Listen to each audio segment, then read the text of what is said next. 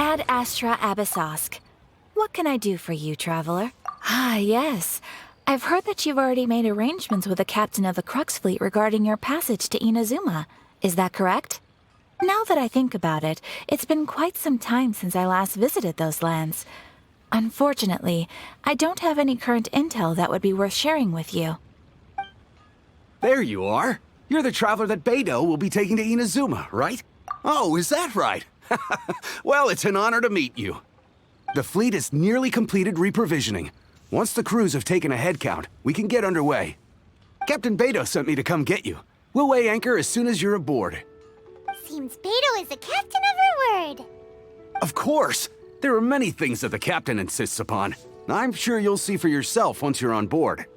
So you'll be heading off then? I suppose congratulations are in order.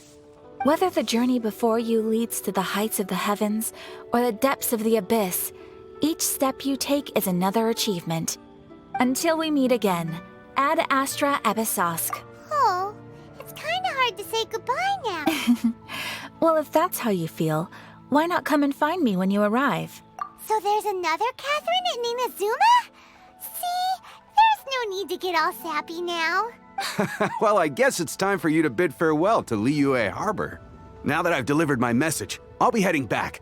The ship is currently anchored off of Guyun Stone Forest. Okay, thanks for coming all this way to let us know. Just following orders. I'll see you two aboard the Alcor.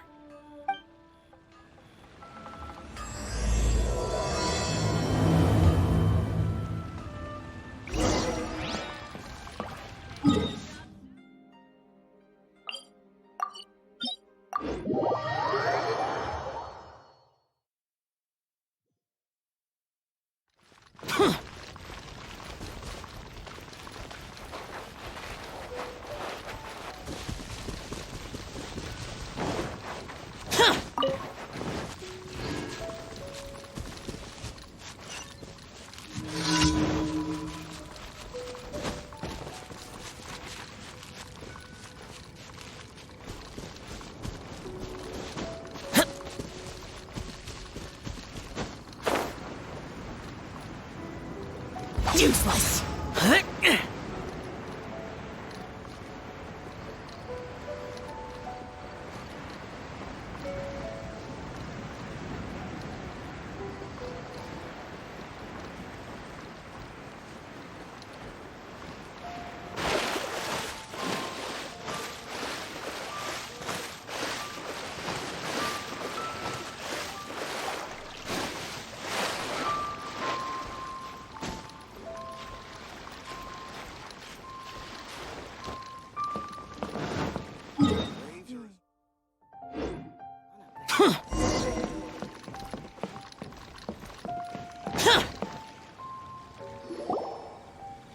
Ah, you finally made it.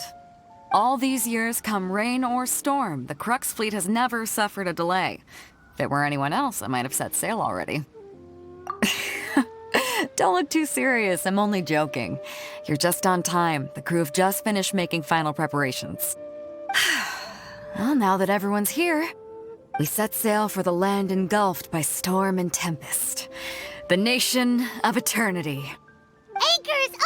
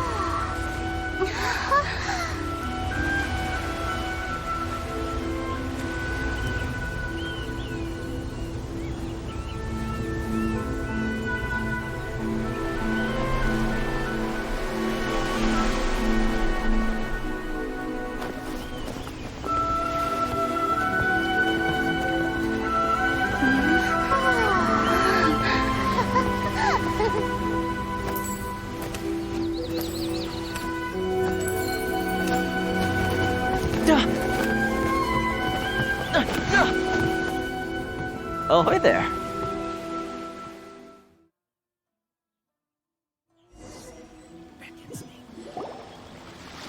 So, you finally made it. You sure kept me waiting, Captain. And it appears we have a couple of stowaways. Or perhaps I should say, honored guests. Shush! You can blame your almighty shogun. The tempests around Inazuma have been growing all the more fierce lately. Though the fleet was fully up to the challenge, the inclement weather still caused some delay. Now then, let me introduce everyone. This is Toma, a trade partner that I've gotten to know recently. You don't know how long I've been waiting to see you. Toma, these two are... Oh, no need for introductions. Their reputation precedes them. Seems even the stormy seas can't keep rumors of these Outlanders' sterling deeds at bay. Oh, it's sure nice to hear you say that. With any luck, it'll give you a head start here. Toma's resided on Rito for quite some time now. It wouldn't be going too far to say he's the fixer around these parts. If you run into any problems here, just talk to Toma. But if he tries to pull any moves on you, I'll be sure to deal with him personally the next time I'm around. No need to worry. I'm sure we'll get along just fine. Good. Then if it's all settled, I'll be going. I wouldn't want to be caught with my sails down here. I do have a wanted fugitive on board after all. Oh, right. Kazuha. Until next time, traveler. Remember to give it your all, no matter what perilous storms you may encounter. Fair seas, Captain Beto.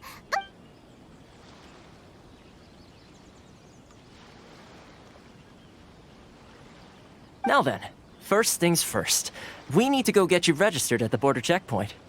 Paimon thought we were supposed to be keeping things on the down low. Are we just gonna walk into the government's hands? Don't underestimate the reaches of the Sakoku Decree. You wouldn't be able to avoid inspection even if you tried. So we have to play by the rules, even if we're kind of bending them.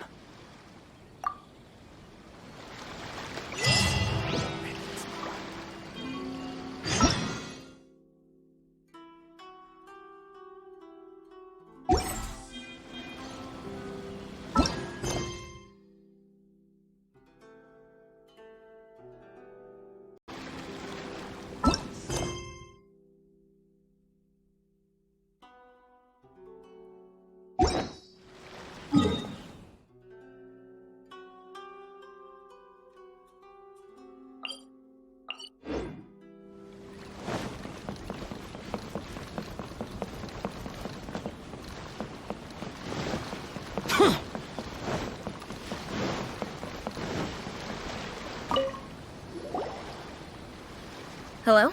Please state your name, identity, and the purpose of your visit. Oh, except you, Toma.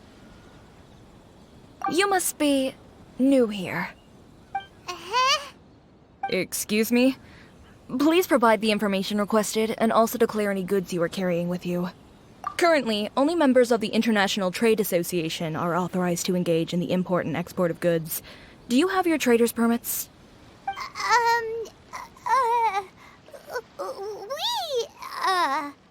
My apologies, but I'll have to ask you to... Here are their entry papers for your kind perusal. What? Take your time. No rush or anything. I just wanted to see what you'd say.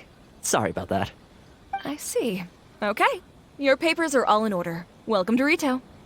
So, where do we go next? The Outlander Affairs Agency. They only check entry permits here. If you want to remain on Rito, there's a process you have to go through with them. Sheesh. So it is super strict, just like everyone says. Well, let's not forget that to everyday folk in Inazuma, people from everywhere else are referred to as outsiders. As the word suggests, Outlanders aren't very welcome in Inazuma with the Sakoku Decree in force. Not even on Rito, where they've established an outsider settlement. I like how you think. I've got a feeling we're going to get along very well. Now, let's head over to the Outlander Affairs Agency. Most of the current rules were put in place by the administration of Rito, the Kanjo Committee. The Kanjo Commission? Yes, one branch of the Tri-Commission of Inazuma, responsible for growing and managing the nation's wealth. You really haven't heard of it before?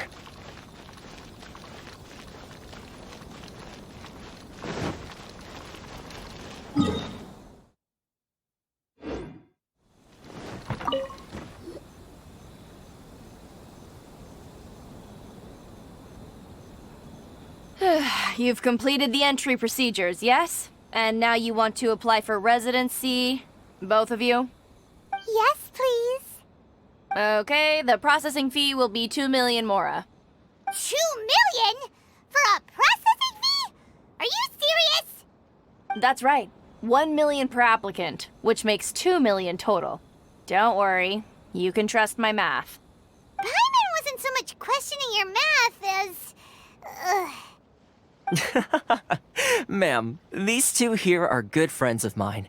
I think you'll find I'm one face you recognize. Ah, Mr. Toma, it's you. By way of courtesy, allow me to reduce it to 400,000 mora total. Thank you ever so much, Miss Eureka. But as this is just a processing fee, I think 600 mora should cover it if I'm paying on their behalf. I'll treat you to dinner too. How does that sound? That's not how you haggle! By all means, bargain the price down, but... All right then, as you wish, Mr. Toma. I will make a record. Much obliged.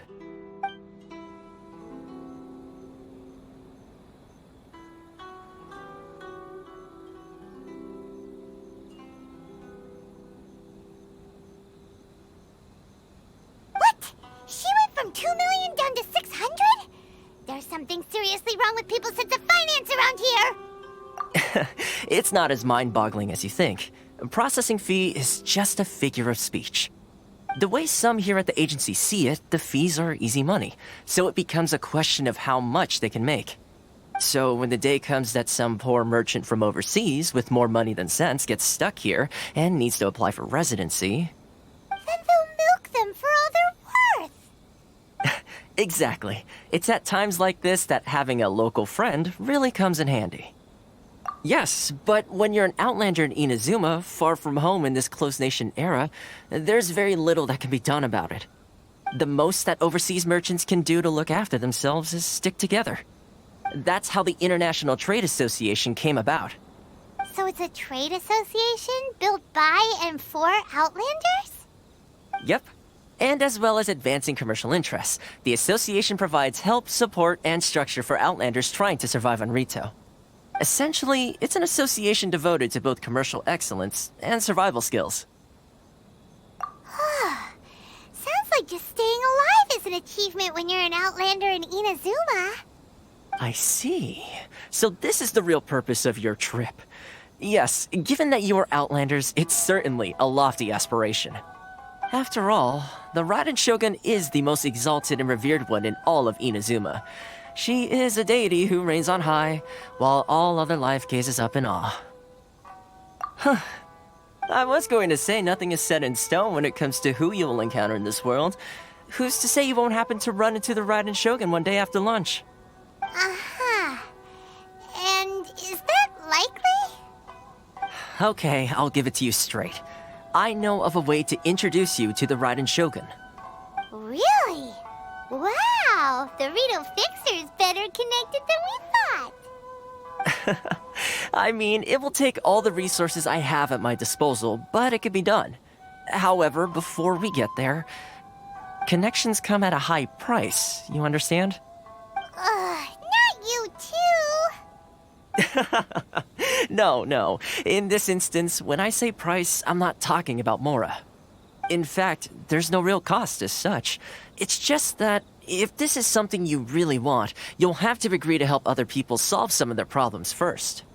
I like to do things in a way that keeps everybody happy. It's my own personal rule for dealing with situations like this. Sounds very reasonable to Paimon. You're the man in the middle, so you have to trade favors to keep everyone indebted to you.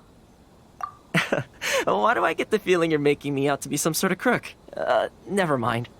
Here's the situation.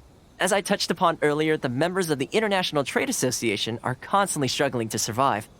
Recently, things seem to have gotten more difficult than ever for them, so just go and check things out. See if there's any way you can help. The head of the association is called Caricio, and he's a good friend of mine. Go talk to him. I'll wait for you here.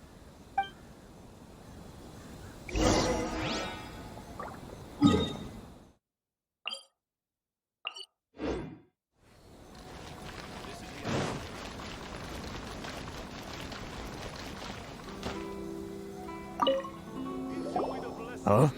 Hello there. You must be seeking refuge with the International Trade Association. Good. That's a relief.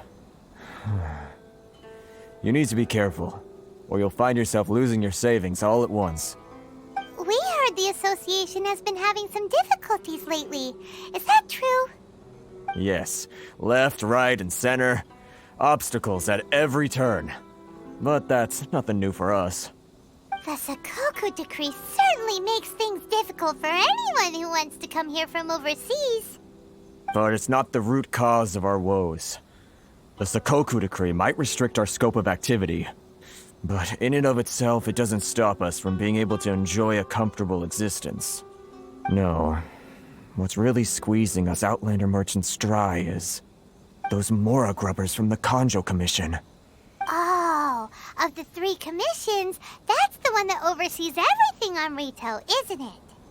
That's right. They impose astronomical tax rate, unbelievable regulations, and that's not the worst of it. They just issued a new tax decree recently that, for some reason, completely changes the way we pay our taxes. It used to be Mora, but now it's something called Crystal Marrow. Crystal Marrow? What's that?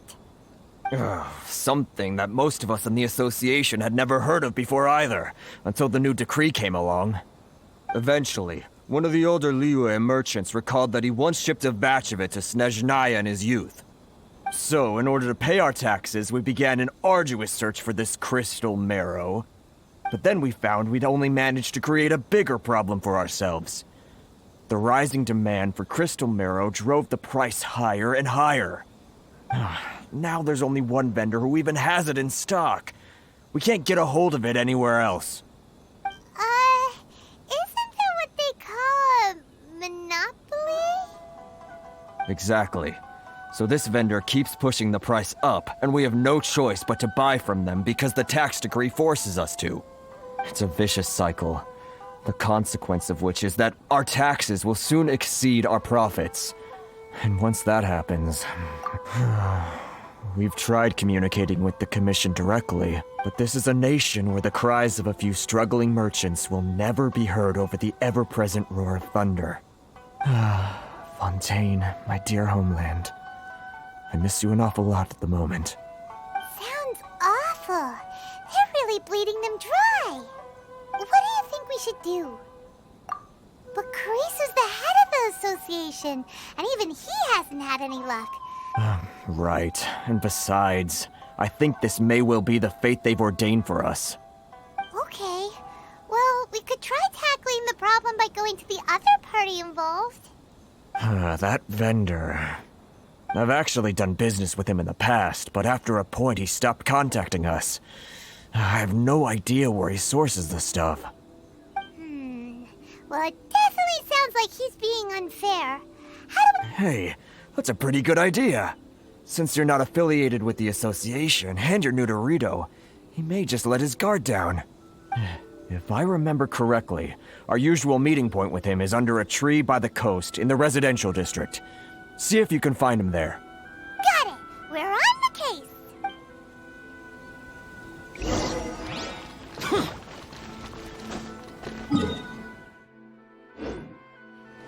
I need to think about it.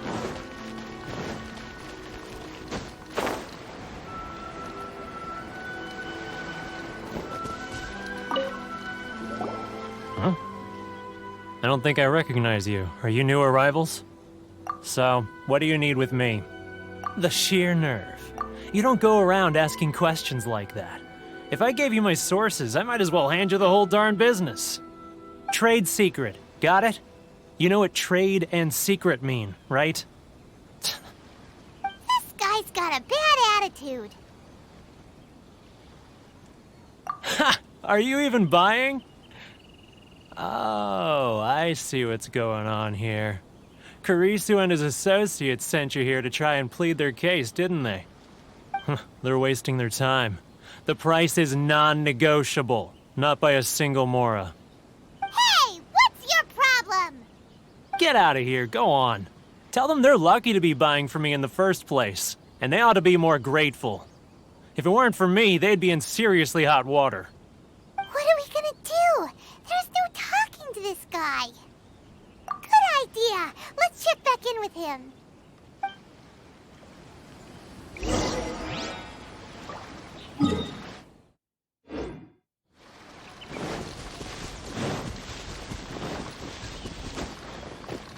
If you want to taste Mondstadt's great wine,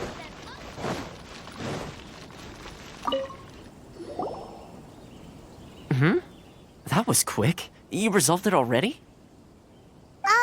Actually, we're having a little trouble. No? Well, by all means, tell me what you need. Getting you to go fixing things when you've only just arrived is quite a demand. Oh, that guy? I'm familiar. He used to be a bit of a sorry sight, selling shells that he collect on the beach just to get by. I can only assume he must have found himself a patron after leaving the International Trade Association. Huh. You're saying he used to be a member of the International Trade Association? So he's an Outlander too? Yes. Couldn't you tell when you spoke to him? That's right. Werner was born in Mondstadt, then went into the shipping business, trading between Leah and Inazuma. When Inazuma closed to the outside world, he was one of a group of Outlanders that ended up stranded on Rito. Huh. What a bummer. The International Trade Association was initially very generous to him, but over time, with decree after decree, the association members found it increasingly difficult to make ends meet. So he left the association and turned his back on them. I'm sure it's more nuanced than that. I believe even the most ungrateful and cold-hearted of people still have some amount of gratitude and warmth left in them somewhere. Really? Is that all you need to know? Well then, it sounds like you may have found a way in with him.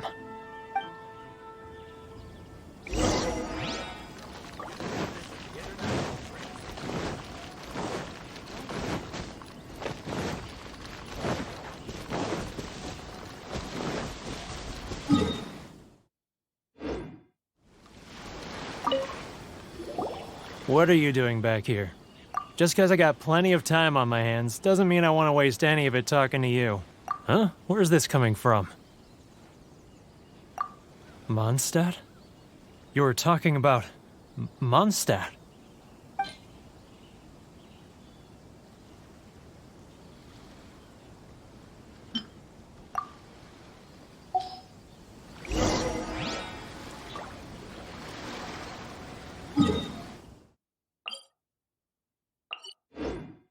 Mondstadt? You were talking about Mondstadt.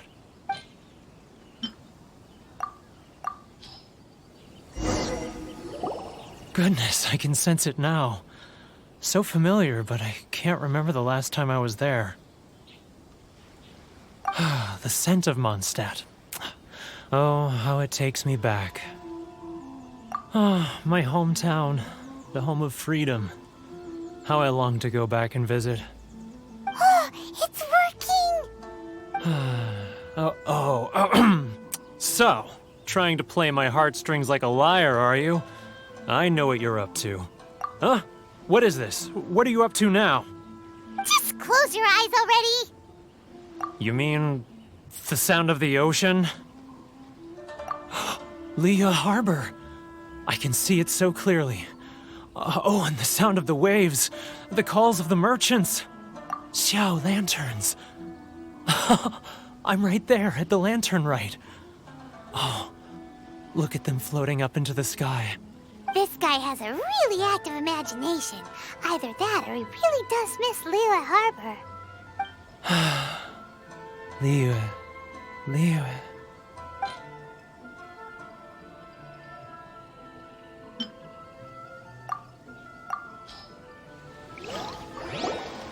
Wait. Stop. That's enough. Don't make me relive it anymore. My poor heart can't take it. You mean the folks from the International Trade Association? And I suppose they are far from home, just like me. Often, I'll sneak down to the shore at night and listen to the sound of the waves. I like to imagine it's the voice of my hometown, carried across the ocean. I've run into folks from the association more than a few times doing just that, but I always hide my face and slip away. Don't you think I've wanted to talk things through with them and free myself from this anguish? Well, no one's stopping you, so... They're so resilient. None of them had anyone else to rely on, so they rallied together, committed to finding a way to survive. But I couldn't do it. I'm not strong enough. So I caved. Those people, they'd make the smallest of promises, offer the most measly benefits, and I'd do whatever they asked of me. And make Mondstadters look like the worst people in the world. Alright, I'll tell you the whole story. It's eating me up inside, and I can't take it anymore. You ready to talk now? But I betrayed them. I can't show my face there. Come on, you scaredy cat. Look, you messed up, but now it's time to make things right. So come on, get it off your chest. What's the deal here? It's a scheme by the tax collection Ashigaru, Keijiro and his companions. They start by overtaxing the merchants, then take the extra crystal marrow they receive and stockpile it. Once the merchants run out of places to buy crystal marrow, they get me to sell that extra stock back to the merchants at an extortionate price, with the proceeds going to the tax collection Ashigaru. It's plain evil gouging them like this. I'm their puppet, yes. But my cut is a tiny fraction of what we take in total. It's barely enough for me to live on. Evidence? You're right. Without conclusive evidence, he will never admit it. Now that I think about it, whenever I report back to him after a sale, he always heads to the same place. It's always made me suspicious. As it happens, I handed some Mora over to him not long ago. I can show you where he went if you want. Really? Well, then there's no time to lose. Let's go.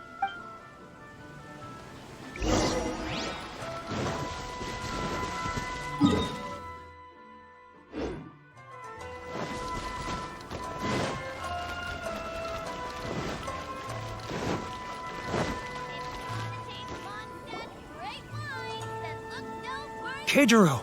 It's him! After him! Should I close my Too close! That's too close! Come out, I can see you. Who are you? And why are you following me? Uh-oh. Seems like he's noticed us.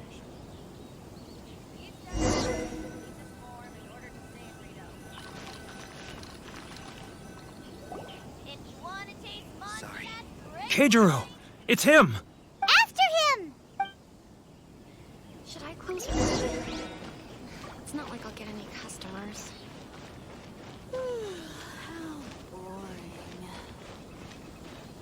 Love or freedom? Which one should I choose?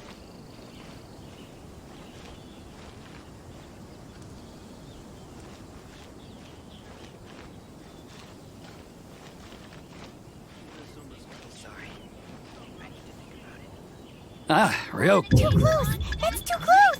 I'll notice he's getting further and further away! Let's catch up a little. Should I close early? Love or freedom? It's not like I'll get any customers. Now, who else is behind on payments? Let me think.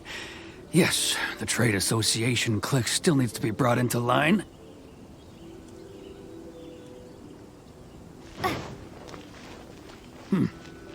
What was that sound? Quiet! Don't let him find us! Too close! That's too close! He'll notice us for sure! He's getting further and further away! Let's catch up a little!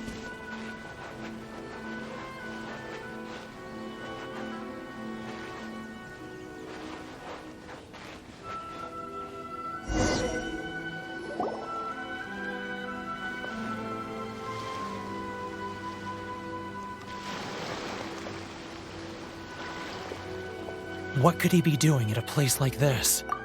It looked like he buried something over there, didn't it? Why don't we take a look?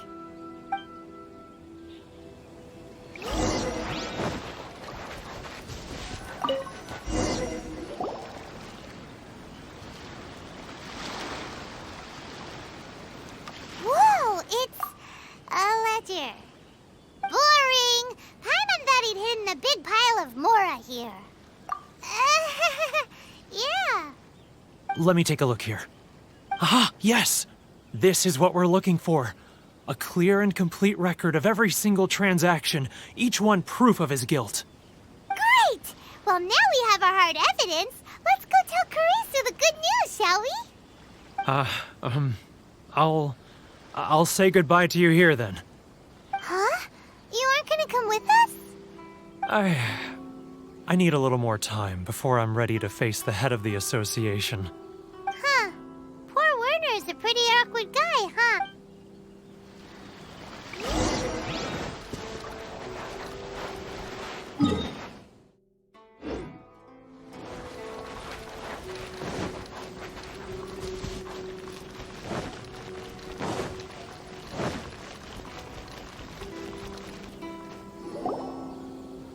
But we really don't have anything left. If this keeps up, our sales will come in at a loss. There'll be nothing left for us to do but starve. You know the decree. The rules are the rules. No discounts, no exceptions, and no excuses. And who are you? Another new member of the association? It just so happens that we found your little ledger, so now we're here to tell everyone all about how you embezzled crystal marrow to sell— Huh? Is this true? You've been swindling us! Well, you see, the taxes, Let me take a look at the ledger.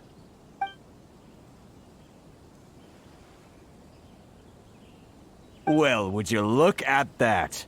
Every payment the association has made is right here in your personal ledger. So, Mr. Keijiro, it seems you have some explaining to do. How shall we settle this, So you think you can use this against me, do you? It's quite obvious that I'm merely trying to earn a modest living for myself, like anyone else. Word has it that samurai and the commission place great importance on reputation and prestige. Though I'm sure commission members won't blame you once word gets out. Huh? Is that a threat? Are you threatening me? No, not at all. I'm simply stating that it would be quite a pity if an illustrious gentleman such as yourself were to have their reputation tarnished. Well, even if what you say is true, what do you suggest we do about it? I believe you still have a quantity of crystal marrow in your possession, correct? Perhaps that crystal marrow could be used as compensation for the recent tax hike, and us merchants could finally have some more breathing room. Is that it? Do you have any idea the hoops I had to jump through to get the crystal marrow and keep it hidden? Fine. In that case, I'll send it over to you today. And not even an ounce of shame for his actions. So that's it? My shop's been closed for weeks now. I've even had to ask my friends to help bail me out. What about my losses? Come on, Harrison. We've already struck a good deal here. I'm sick of being pushed around like this. I won't let him off so easily. Harrison! Hey, what's all this racket? Does someone dare question the decree? Chief, you've arrived. What was all the commotion I heard just now? Oh, we were just discussing a minor tax issue. I do my utmost to lend them a helping hand, but they're never grateful. A helping hand? The only thing you're doing is stuffing your greedy pockets with our hard-earned wealth. I assure you that Hirage Shinsuke will hear of this. Oh, and you dare to utter the commissioner's name. You outlanders have no respect for the rules. Seize the merchants. We will resolve this dispute back at headquarters. Uh-oh. This is going in a bad direction. Gentlemen, come now. Is there any need for this? If there's a dispute to resolve, let's get a drink and talk it over. Who are you supposed to be? And why in my right mind would I join you for a drink? Ha! You never heard of the Fixer? Here's my card. Huh. You're from the Yashiro Commission. Shh. Huh. Well, this is Kanjo Commission territory. However... Of course not, of course not. Still, perhaps you could show the young lady of our clan some courtesy. You wouldn't want your name showing up in a petition to the Shogun, would you? That fan, the Shirasagi Himegimi. I don't need any trouble with her. Okay, let's forget all this. It'll give us one less thing to worry about. But, Chief! Enough! We're leaving! Let's get dinner one day soon, gentlemen. My treat, I insist. No response, huh? I suppose that bridge is well and truly burned then. Thank you so much, Toma. But I'm sorry your relationship with the Kanjo Commission had to suffer for our sake. Hey, I was joking. It's a small price to pay, and you're more than welcome. If there's anyone you should be thanking, it's the Traveler. She's the one who found a way to turn things around. If nothing else, I'm sure the tax collection Ashigaru will tread a little more carefully in the future. Toma, what was all that? Shh, not here. Too many people listening. Let's move somewhere else.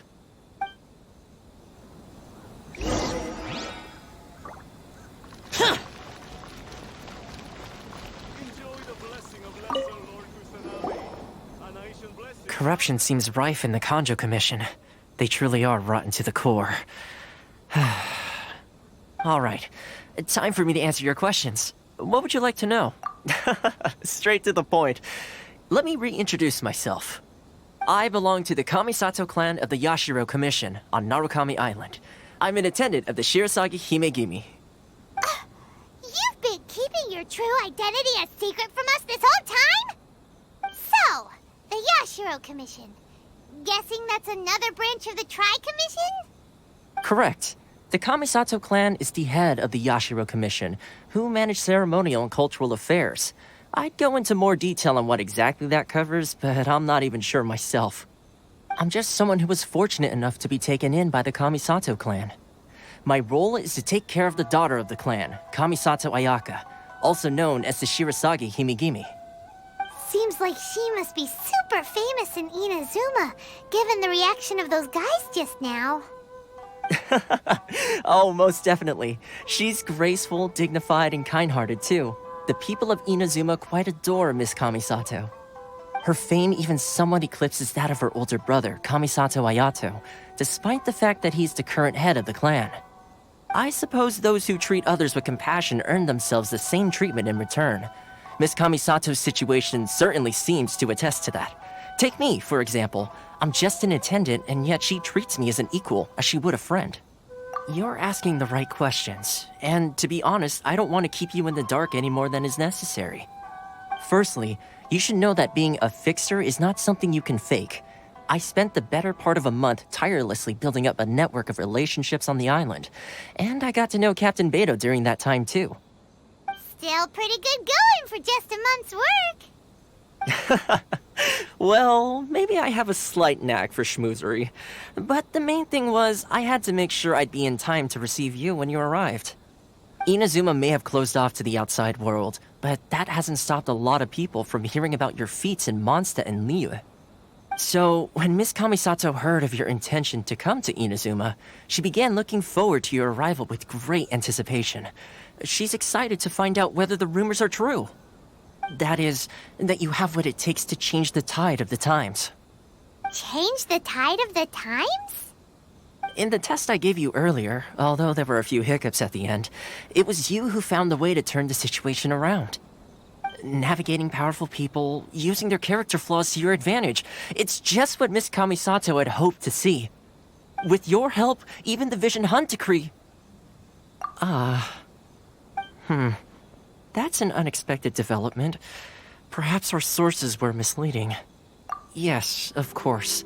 I completely understand, and as agreed, I shall help set that up for you. Toma sure didn't put up much of a fight. Well, my work on Rito is done. So I suppose this is goodbye for now. Oh, one more thing. This invitation letter is for you. When you get to Narukami Island, you can find me at the Komore Tea House, as per the letter. Good luck with everything. See you soon.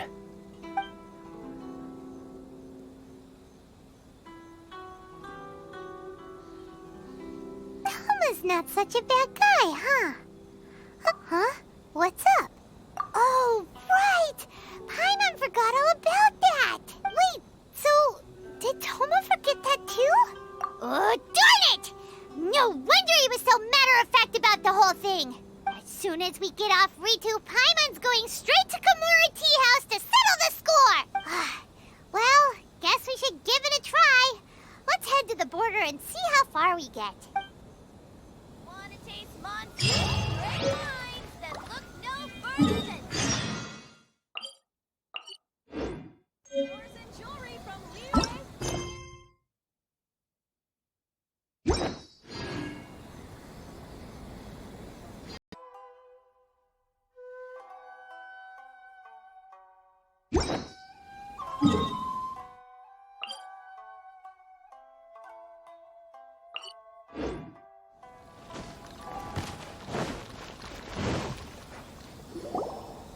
Stop there!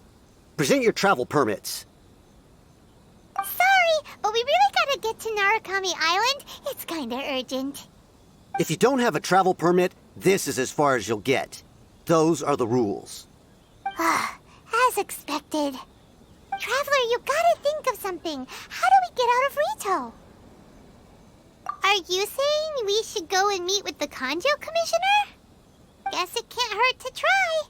Even if Paimon has a few choice words to say about his subordinates. Who knows? Maybe he's our biggest fan.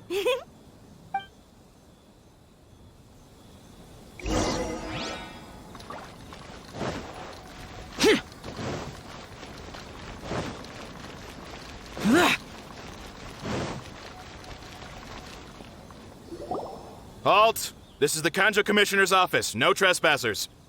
We're here to see, the Kanjo Commissioner? The Kanjo Commissioner seldom entertains Outlanders. Leave now or we'll be forced to... Wait. Oh, Commissioner! These two are honored guests from afar. No need to give them the usual spiel. Come on in. Let's see what we can do for you. Huh! Did you get all that, mister? My sincere apologies.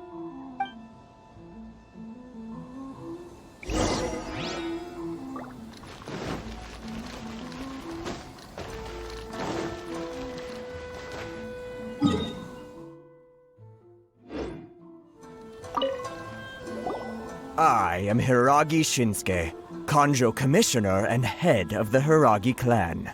It's an honor to meet you both. Nice to meet you, sir.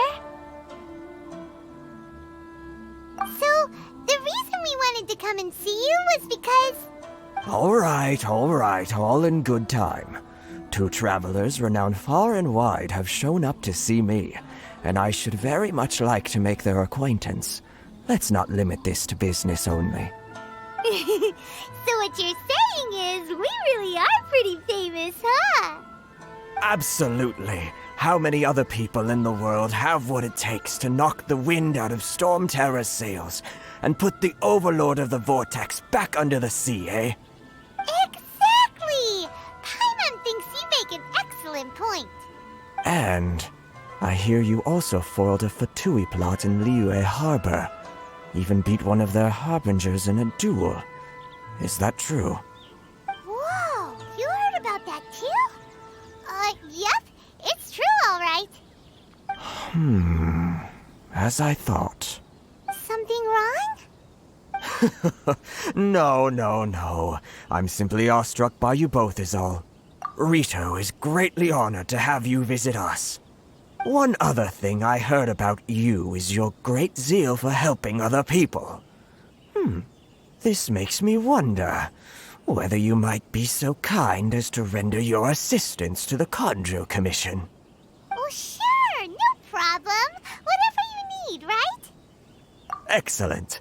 Well then, you must know the Qingxin.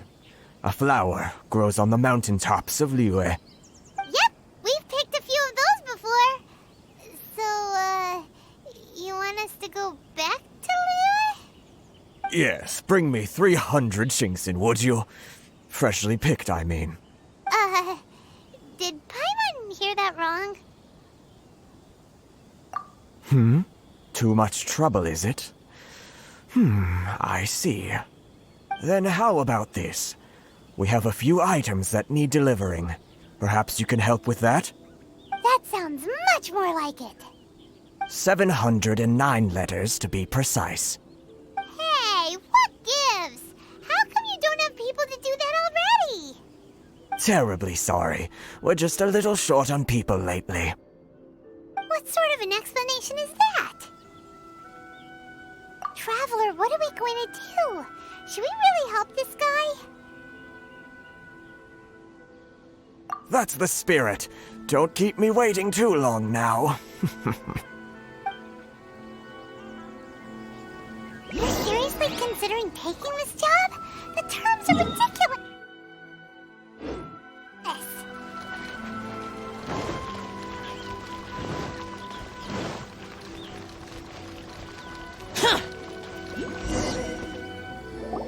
Halt, you two! Huh? What did we do? Miss Hiragi has a letter for you. She insists that you read it immediately. A letter? Quick! Let Paimon see! So this means she wants you to secretly meet her at night? But you didn't seem surprised at all by this. What's going on? Huh? Have you been up to something behind Paimon's back? Let's ask her tonight and see what she has to say.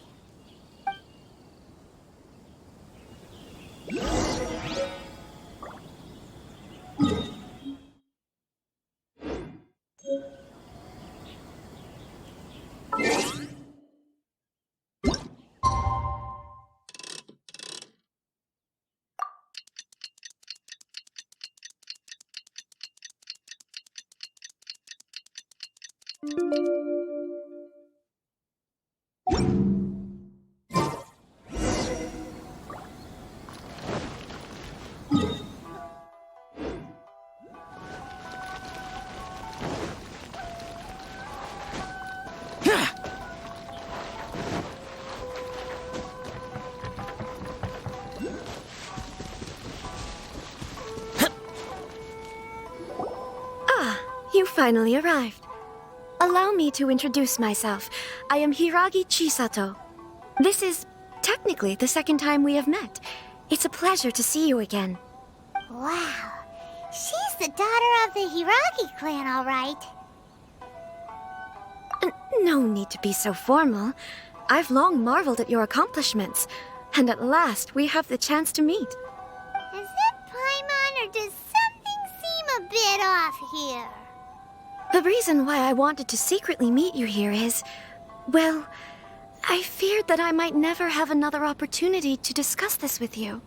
Discuss what? Ahem. I should like to ask for your help with delivering a letter. Like father, like daughter. Couldn't you be more original? No, you misunderstand me. Please, allow me to explain.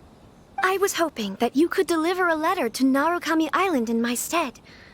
It is to be given to Kujo Kamachi of the Tenryou Commission. My father has always forbidden me from communicating with him. He knows that there are prospects for my marriage that would better serve him politically. But my heart is with Kamaji. There is no one who would dare defy my father's will on Rito, but you are Outlanders. Outlanders seeking to get to Narukami Island. It would be regrettable to let such an opportunity pass. Oh, Paimon gets the whole picture now. Of course, in doing so, I will also do everything in my power to help you leave Rito. That is my promise. To be perfectly honest, as long as you remain in Inazuma, my father will have no intention of letting you leave Rito. Yeah, we figured as much.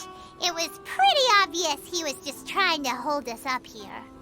I secretly overheard a conversation between my father and a very arrogant-sounding woman just a few days ago.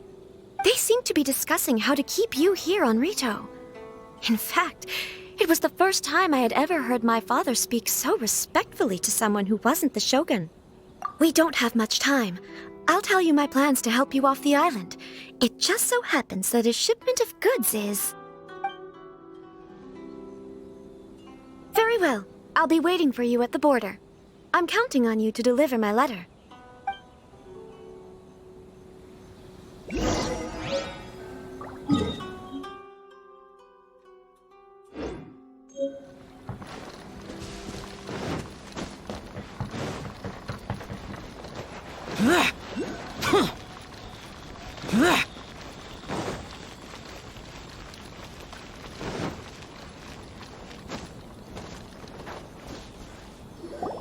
Hold on, please.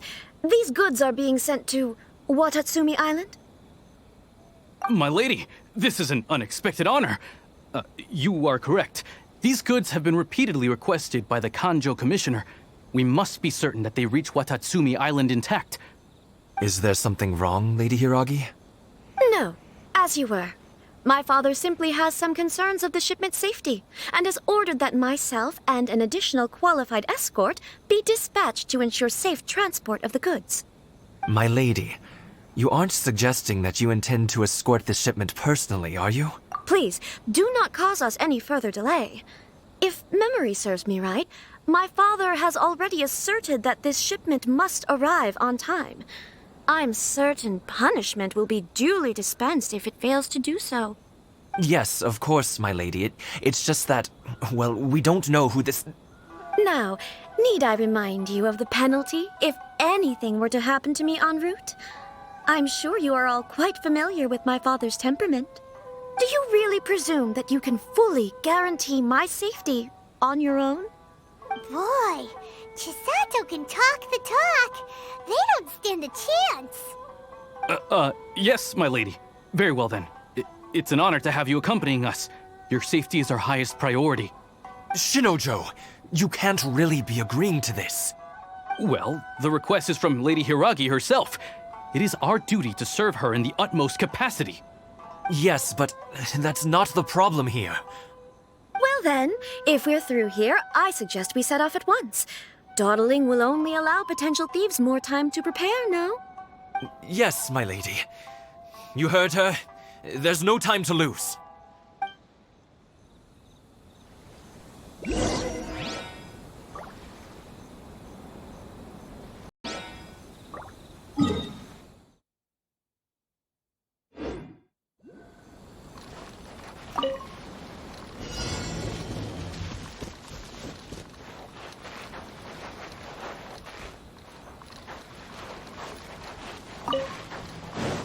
My lady, please stay back. We'll handle it. Not as well as we'll handle it! This is order.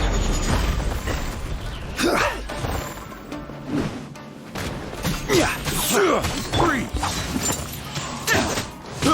I got careless.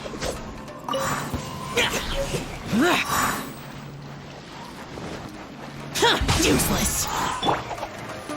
Enhanced animal module 75. Absorption test. Monsters sighted. Prepare to counterattack. Protect Lady Hiragi at all costs. We'll take care of this.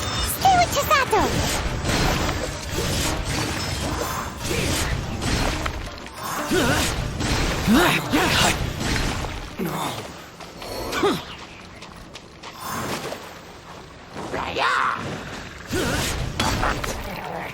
Useless. Watch out! More monsters inbound! Lady Hiragi, stay close.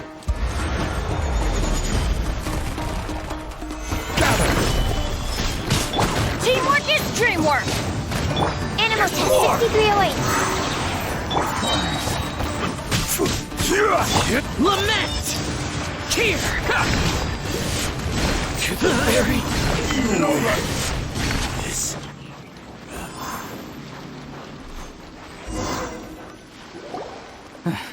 We can take refuge in the village up ahead. How are you faring, my lady?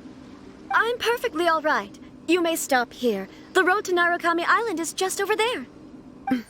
In my letter, I've requested Kamaji to grant you a special travel permit from the Tenryou Commission. Consider it a token of my appreciation. My lady? So that's how it is. I had a feeling something was amiss, but Shinojo, you... No, Lady Hiragi would never hide anything from us, I'm sure of it. But who is this Kamaji you speak of, my lady? I'm not afraid to say that he's the one I love. The one you love? Shinojo, did you honestly think that... What? No, I was just clarifying, that's all. I would never in my wildest dreams, You two needn't worry. Please, forget that this ever happened. If my father catches word of it, I alone will be held accountable. Yes, of course. As you wish, my lady. But what will happen if your actions here are discovered, Chisato? Don't fret. My father has always been one to spoil me. The worst he'd do is sentence me to half a day without food, or something to that effect.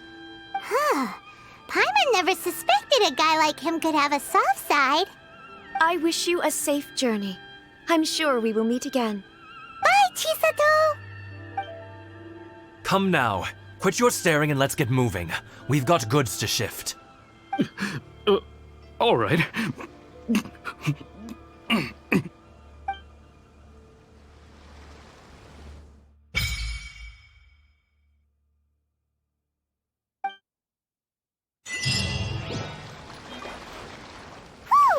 We're finally on our own way again. I suppose it's time we find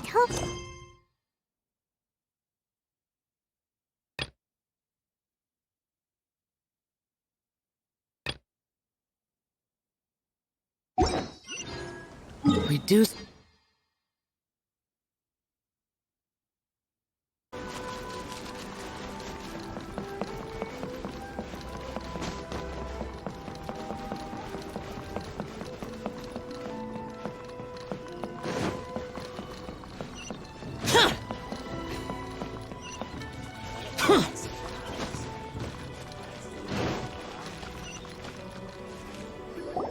According to the letter, this should be the place. Sorry, we don't serve the general public. I'm afraid you'll have to leave. Wait! We're not the general public. Well then, you must be a couple of wandering outlanders that snuck into the nation, judging by your attire. Are our clothes really so... what Paimon means to say is... The Yashiro Commission's seal. This must be from Mr. Toma. It seems there's more to you than meets the eye. In which case, welcome to the Komore Tea House, a safe haven for the Yashiro Commission. Well, that sounds more like it.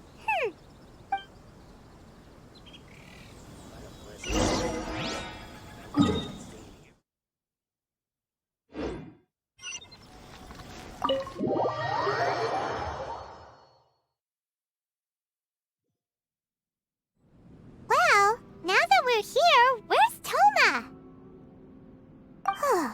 Paimon doesn't see him anywhere. Do you think he forgot his promise to meet us? Who forgot their promise? I was beginning to think you'd forgotten about me. What? Is that dog talking to us?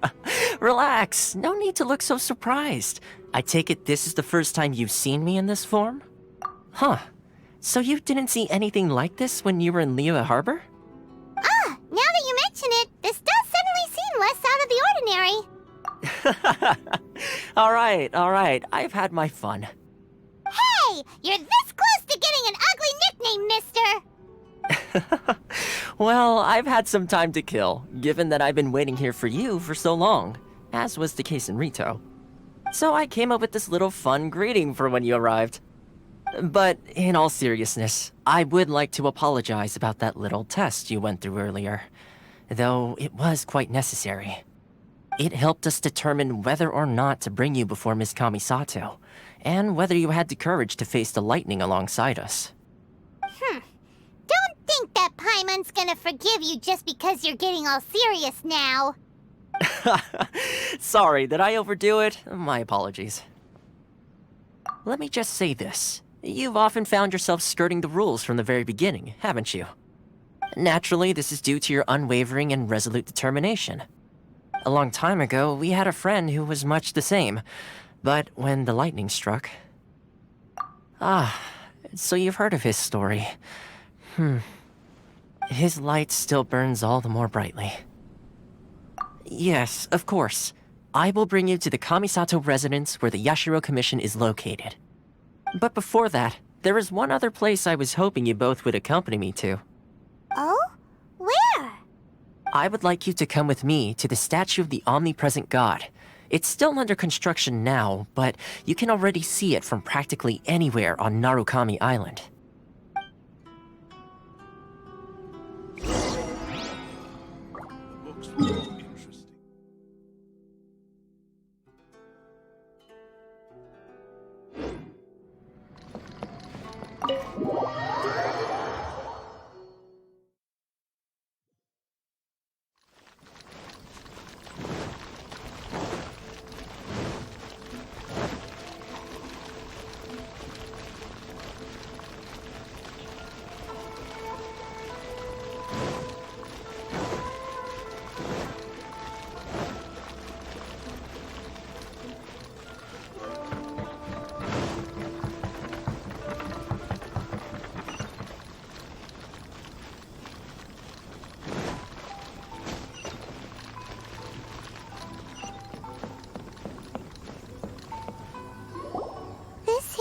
Sure feels gloomy. People probably don't come here often, do they? Huh? Are Paimon's eyes playing tricks? Or are there things embedded in the statue? Visions. Visions? You mean all the visions that are collected from the Vision Hunt decree are put into the statue? So you've already heard of the Vision Hunt decree. Before I try to explain, I should perhaps remind you first that Mondstadt is the city of freedom, and Liyue is the city of contracts. As for Inazuma, it's known as the Nation of Eternity. The Raiden Shogun is both the nation's most powerful ruler and its deity. The Eternity in question is her endless and unchanging will to rule over Inazuma. As such, she relies on the Tri-Commission to regulate the nation's affairs and the Sakoku Decree to limit the people's movement. The Shogun wishes to keep Inazuma in stasis, allowing the stream of time to flow from one end to the other without disturbing it for all time. Seems like every god has their own will. Of course, this is my own limited understanding. As for the reason behind the recent Vision Hunt decree, perhaps the Shogun believes that visions grant people the power to change, and that her eternity doesn't allow for such instability to exist. Whatever the case, the fact is that the Raiden Shogun has dispatched the Tenryou Commission to scour the nation for visions, embedding each one in this statue. And this statue of the omnipresent god can be seen as Inazuma's symbol of eternity. But if that's the case, wouldn't you say that the Raiden Shogun is being, I don't know, selfish? Only outlanders such as yourselves would ever dare speak out so directly against the Raiden Shogun. And yet, I agree. The Vision Hunt decree is something that simply should not exist. And Miss Kamisato has been committed to fighting it since the day it was announced.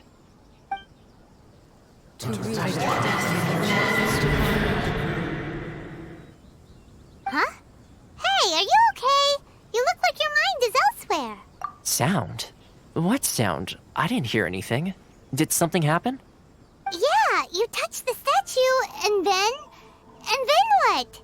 Aspirations? That would seem to confirm the saying. Have you heard it before? That when a person's ambition reaches a certain strength, the gods look upon them with favor. That is where visions come from. In other words, a person's vision represents their ambition.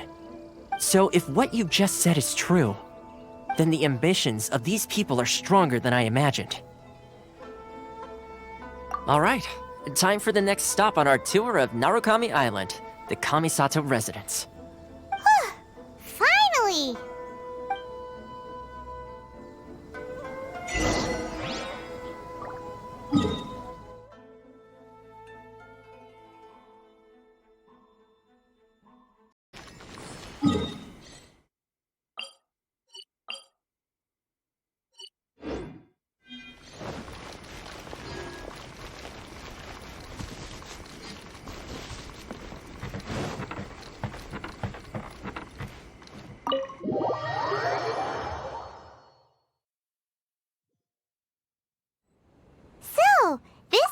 kind of place where the big shots of Inazuma live, huh? Paimon kinda expected it to be snazzier. Welcome at last to the Kamisato residence, honored guests. Miss Kamisato is delighted to finally meet you. Is this the Shirasage Himegimi you keep going on about? So, where's she at? Behind the screen? Yes. As the daughter of the Yashiro Commission, this is how Miss Kamisato is accustomed to receiving guests. Consider it a time-honored tradition within the Yashiro Commission. Forgive me if this is an unwelcome surprise. Makes sense. She's a super important person after all. Please forgive my lack of courtesy for receiving you in this fashion, especially following such a long and wearisome journey over the sea. I have awaited your arrival with great anticipation, and Toma assures me that you do indeed possess the power to change the tide of the times. At present in Inazuma, in the name of the Vision Hunt Decree, the people's aspirations are being senselessly trampled underfoot. Though the Yashiro Commission serves the Shogun, it is the people with whom we share close bonds, given the contact we are required to have with them in the performance of our duties. A commission's power rises and falls with the trust of their people. Thus, we cannot remain indifferent to this situation without also remaining indifferent to our own fate. Traveler, lend us your power, and we can... Oh. See, milady, it's just like I said. This will take us nowhere. No, please! Wait! Please, don't go! I will introduce you to the Raiden Shogun on one condition. You must fulfill 3 small wishes on my behalf. What are your wishes? They pertain to 3 whose visions were taken from them. Perhaps once you've met them, you will understand.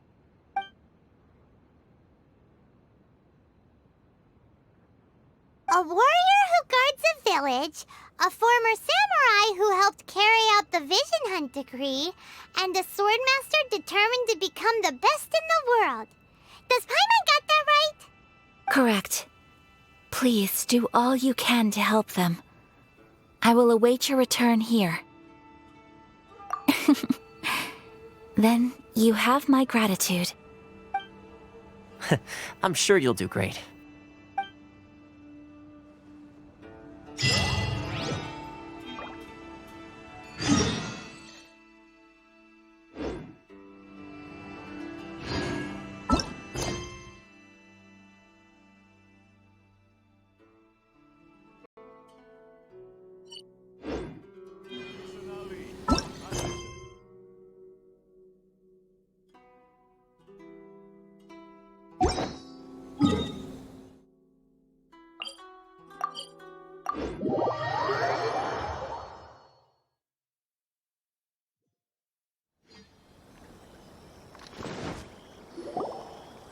Where's the person Ayaka told us about?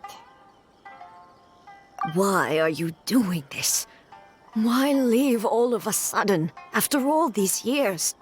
Precisely. It's much too sudden. We've had no time to prepare. The children are desperate for you to take them out to play. Please, we urge you to reconsider. That must be the guy Ayaka told us about. Let's go over and see.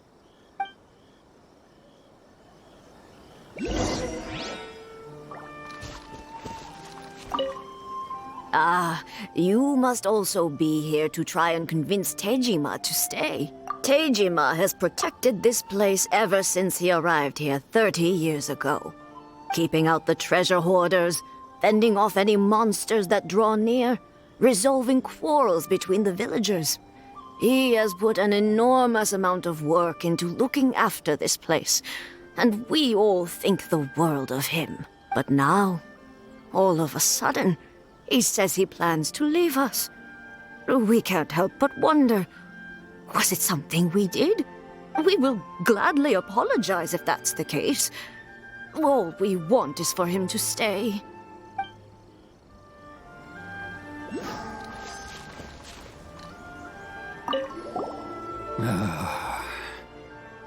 If you want my opinion, something to do with the Vision Hunt decree. It's clear that Tejima had done nothing wrong, and still they confiscated his vision. After that, he became a completely different person. I can't claim to fully understand it, but I could tell that he'd lost something very important to him. He went off on a walk, alone, circled the village a few times, and then out of the blue, he announced that he was going to leave and become a wanderer. Truth be told, we aren't sure whether trying to keep him here is the right thing to do. But equally, it doesn't feel right to let him leave when he's in this state. He's a lost soul. Seems like he's a well-respected guy around here. You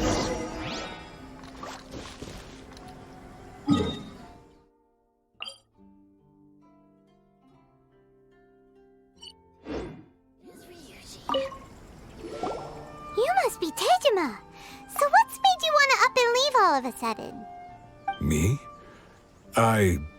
It's not a question of why I want to leave, but a question of what reason I would have to stay. True, but that's not why I chose to stay here. And what made me want to come here 30 years ago? And why have I never wanted to leave in all that time? I don't have answers to those questions because I can't remember anymore. Ever since they took my vision away, it's like a slice of my memory is gone. In the past, I knew I wanted to stay here. But whatever resolve I had then, it's gone now. So I thought, what's to stop me from moving around instead? The emptiness inside me will be there either way. Okay. Well, in that case, if we help you rediscover the reason you chose to stay, you won't need to leave anymore, right? But if you can't remember anything, it's not gonna be easy. Oh, maybe if you just try a little harder to remember, then it'll all come flooding back? Oh, that reminds me. Last time I brought Tejima some fruit, I do believe I saw him writing in a diary. I keep a diary? If you say so. I honestly can't seem to remember. Oh, yes, you do. And what's more, I remember you saying at the time that you wanted to make a note of a few interesting things. Things which would prove very important at a later date. Perfect! So if we want to keep Tejima from leaving, we just need to find his diary. It must be around here somewhere. Let's take a look. If you don't mind, we will leave you to find the diary. We should head back to the village to inform the others of Tejima's situation.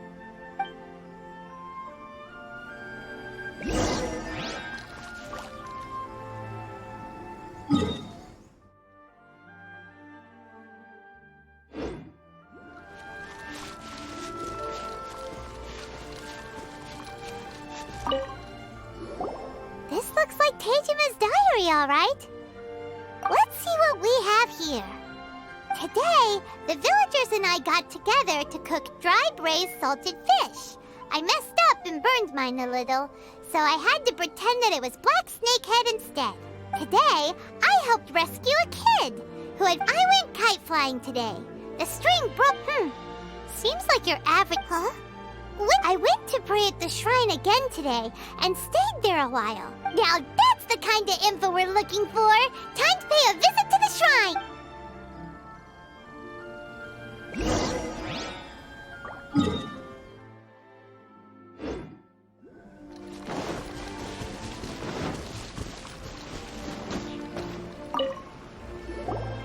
So this is the Omamori Tejima wrote about. Interesting.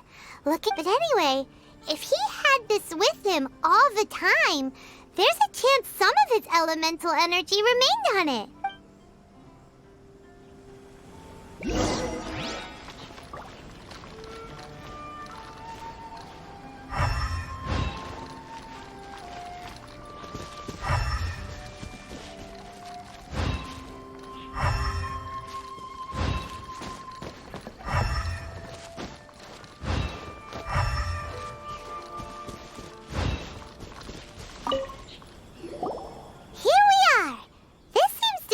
somewhere that Tejima visited a lot? The soil looks like it's been disturbed. Maybe Tejima buried something precious here. Something that kept him in the village all these years? Must be something pretty amazing if it made him stick around for 30 years. Let's dig it up and take a look. It looks like a letter. The paper's gone yellow. Must have been written a really long time ago. Konda Village. Sounds so familiar. Where is that place again?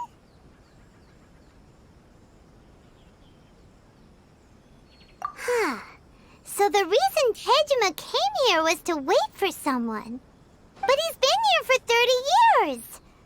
Oh, guess they didn't show up in the end, huh? Well, let's go give Tejima his stuff back and take it from there.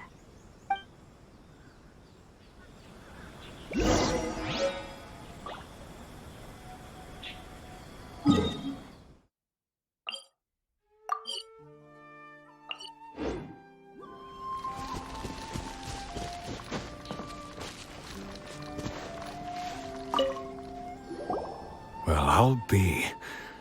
That's certainly my handwriting. And I guess the Omamorian letter belonged to me too. But I have no memory of anything that's written in this diary.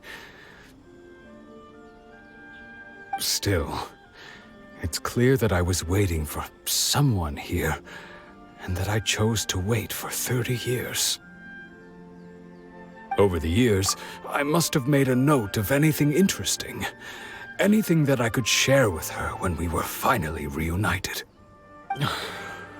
And just look at all the things that did happen over the years. The time has flown by so quickly.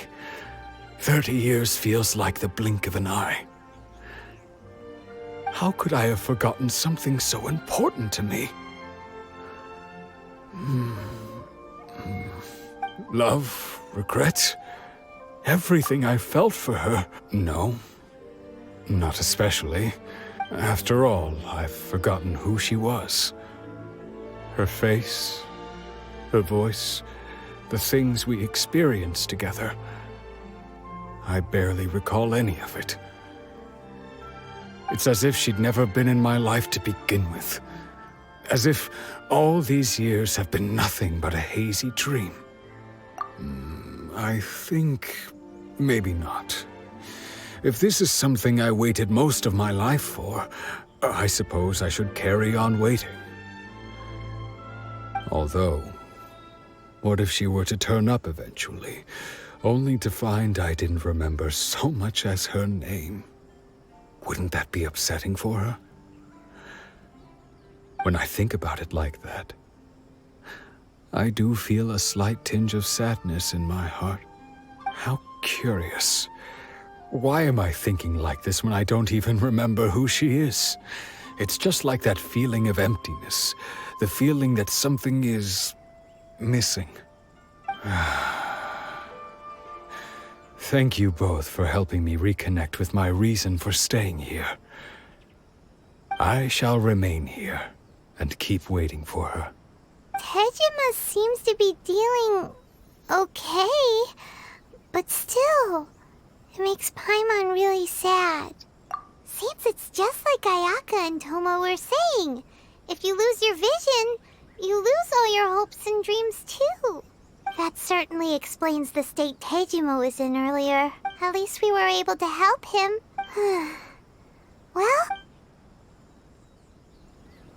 according to Miss Kamisato, the second one who maintaining law and order in Inazuma, the ones actually enforcing the Vision Hunt decree. But why would they take action against one of their own? Paimon doesn't get it. Huh? There seems to be some commotion over there. Let's go see what's happening. I'll ask one more time. Do you intend to withhold this month's emergency provisions? The entire clan is counting on that food. We demand an explanation. How many times do I have to say it? I don't know anything about emergency provisions. You dare deceive us? Those provisions are essential. Do you understand? Not some goods to be pocketed by greedy samurai. You samurai think you can just do whatever you please? The Tenryou Commission will hear of this! Oh, huh? And who are you? One of Kurosawa's gang, no doubt. What? We just happened to be passing by. We heard the commotion and came to see what the matter was. I see. You seem to have come just at the right time. Perhaps you can help us settle this matter. This is Kurosawa. He's a samurai and a member of the Shogun's army. They issue emergency provisions to the area, and he's the one responsible for distribution. In the past, we'd simply ask him for provisions and everything would be delivered.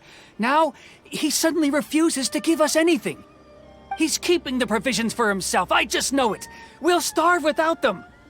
No one seems to care about us. We used to think Kurosawa was a kind man, but he's shown his true colors. He's the same as all the other samurai. It's no wonder all the visions have been confiscated. The Raiden Shogun doesn't need people like him helping her rule the nation. This must be one of the people Ayaka asked us to help. But why would she ever want us to help someone like him? Maybe we should talk to Kurosawa and see what he has to say.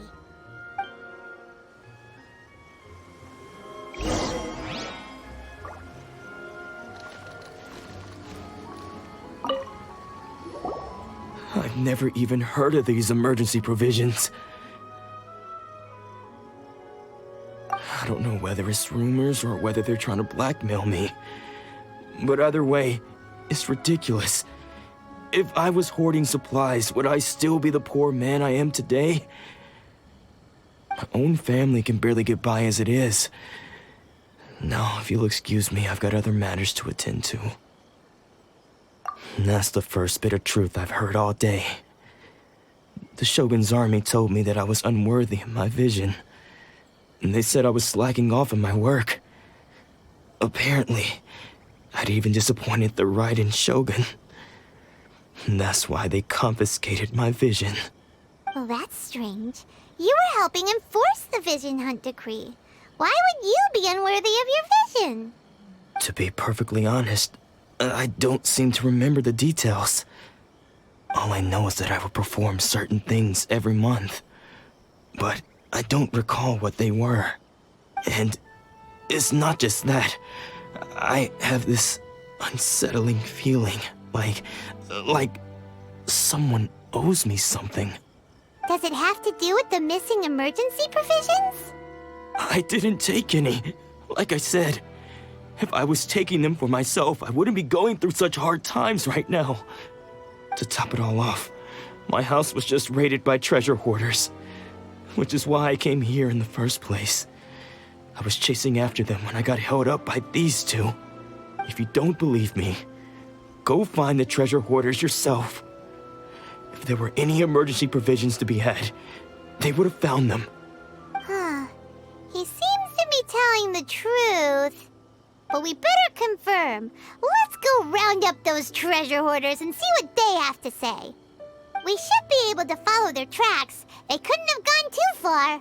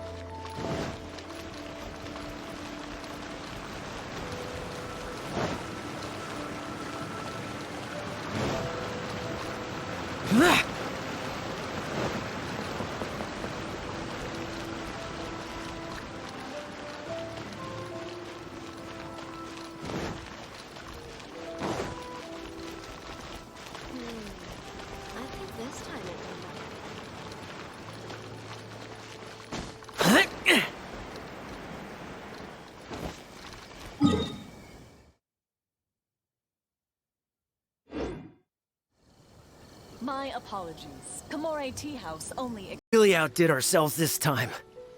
All those samurai houses packed... You haven't seen anything yet. There'll be a lot more where this came from. Today's just the beginning. I'll be leading you all on an epic journey of pillage and plunder that will go down in hoarder history. You demand, boss! These seem like the treasure hoarders we're after. Let's teach them a lesson!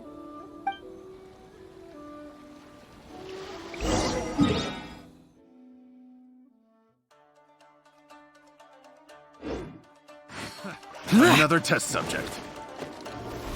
You're open!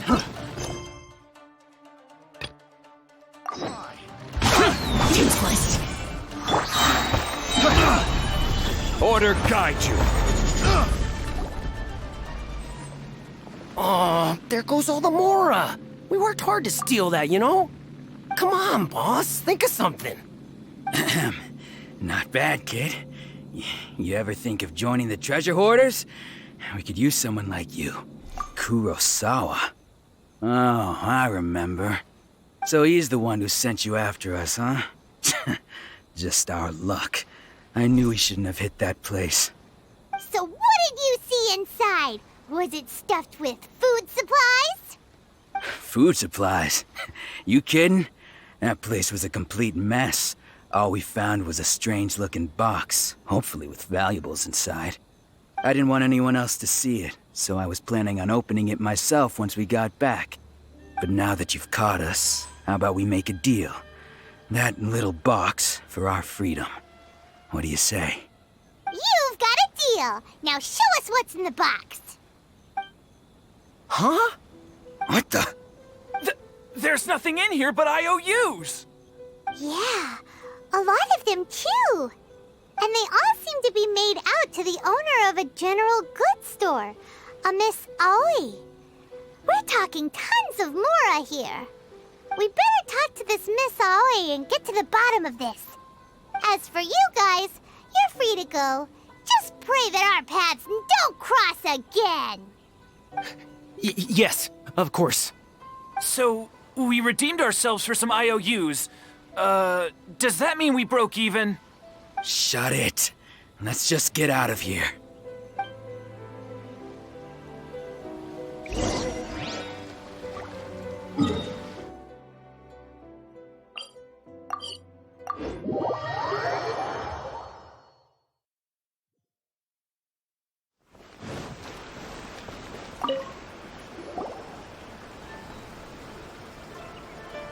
Welcome to Tsukumomono Groceries. We've got everything you need. Or perhaps there's something you want to inquire about?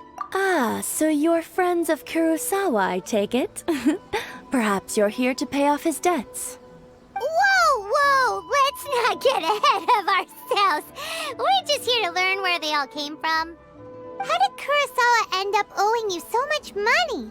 Did he buy anything super expensive here? Let me think. Kurosawa would come regularly to purchase large quantities of foodstuffs. He'd always put the payment on his own account. However, the price of provisions began to skyrocket recently, and his salary was no longer enough to cover the cost. So, he started writing out IOUs to cover whatever he couldn't afford of the usual amount. So that's how he was getting those emergency provisions. But why did he have to purchase a usual amount? If the prices increased, couldn't he just buy less? Well, if you think about it, the citizens receiving the emergency provisions must have been carefully calculating how much they needed to sustain them each time. Kurosawa thought that it would be quite the disappointment for them if they found they didn't have enough, especially after such long and careful planning. So he deemed it necessary to take on the debt rather than let the people down. Wow. Kurosawa was purchasing all the emergency provisions at his own expense. And no one ever appreciated what he did. They just complained and held him accountable. People's attitudes will always reflect their circumstances. In the face of hardship, nobody cares to think twice. If you ask me, had Kurosawa told everyone the truth about the supplies from the start, then there wouldn't be such a severe backlash now. Of course, I'm sure there would still have been some unrest. what he was doing was. As for why he chose to spend his own money on emergency provisions and never tell anyone, if you're still curious, why don't you go ask him yourself? I see. That reminds me, it seems that his vision was recently confiscated. Most unfortunate. If he doesn't clear the debt on his name, he'll have no choice but to sell that sword that is so dear to him. Sword? What sword? Oh, didn't he tell you? He possesses a very valuable blade. He's carried it for years now. I've asked him about its origins. He told me that it was a gift from his father, that it was too precious to sell. In hindsight, I regret that I never made an offer on it. Everything has its price, at least that's what I think. Why don't you ask him about the sword yourself? Perhaps it'll even provide you with the answers you're looking for. Oh, but before you go, if you would kindly settle today's bill. But we didn't buy anything! Information is also a kind of commodity, wouldn't you agree? Don't worry, I won't charge much for information about Kurosawa. Nothing we ever discussed was explicitly confidential anyway. Oh, let me think. 2,000 mora should be a fair price. At least we now know where the emergency provisions were coming from. Plus, we found out that Kurosawa has a priceless sword in his possession. Let's go talk to Kurosawa again and see if he can remember anything.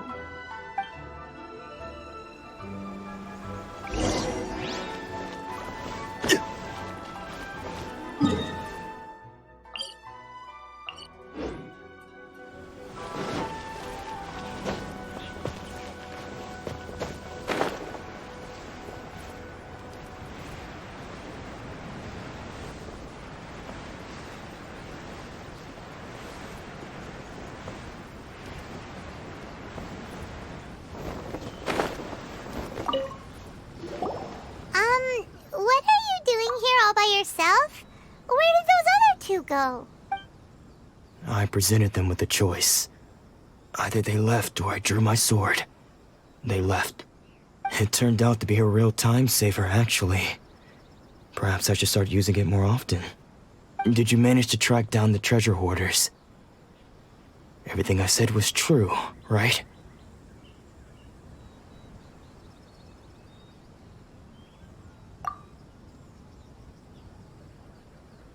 That just about sums it up. It turns out that you really were distributing emergency provisions, but they were all purchased at your own expense. Strange. Is that really the kind of person I was? I don't really have any such recollection. Even after all you've told me, I still don't remember anything. Why was I purchasing emergency provisions for everyone? And why would I put myself in such a difficult situation? I really don't understand. But I cannot deny that when I brandished my sword to scare those two away, I could sense that my body was somehow, this sword was once wielded by my father. I remember once when I was young, I wanted to sneak out with the blade and show it off to the kids next door. My father ended up catching me in the act and scolded me severely. What did he say? I can't seem to remember that either. It would seem that I forgot many important things when my vision was taken from me. So many memories gone. Forever. No matter how hard I try to remember, all I can remember now is my father telling me that this blade bore his life's creed. Before he passed away, he placed the sword in my hands and said to me, "With this sword, you should..." Hey, if you look carefully, there seems to be some words engraved on the hilt. Can you recognize the words? Virtue and justice? Somehow those two words seem to explain everything now.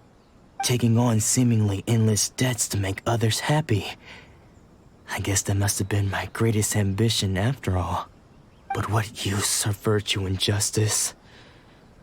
I purchased the provisions for those in need. And look how things ended up. The Tenryou Commission seized my vision. And the very people I was so desperately trying to help refused to understand me. And the irony of all of it is, I somehow still felt sorry when threatening them with my blade. I'm incapable of being a good person, yet I'm equally unable to be bad. I don't know what to do with myself. Yet another troubled soul. When we get the chance, let's speak to Toma about Kurosawa's debt. The Yashiro Commission would surely help cover his expenses. In any case, we must never let him sell off that sword.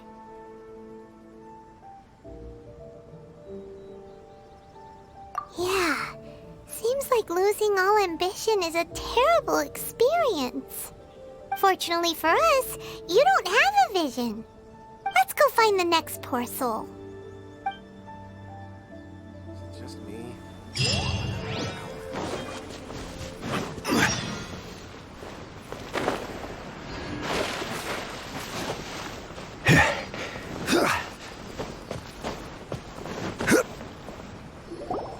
The third person who had their vision taken is supposed to be a famous swordmaster around these parts.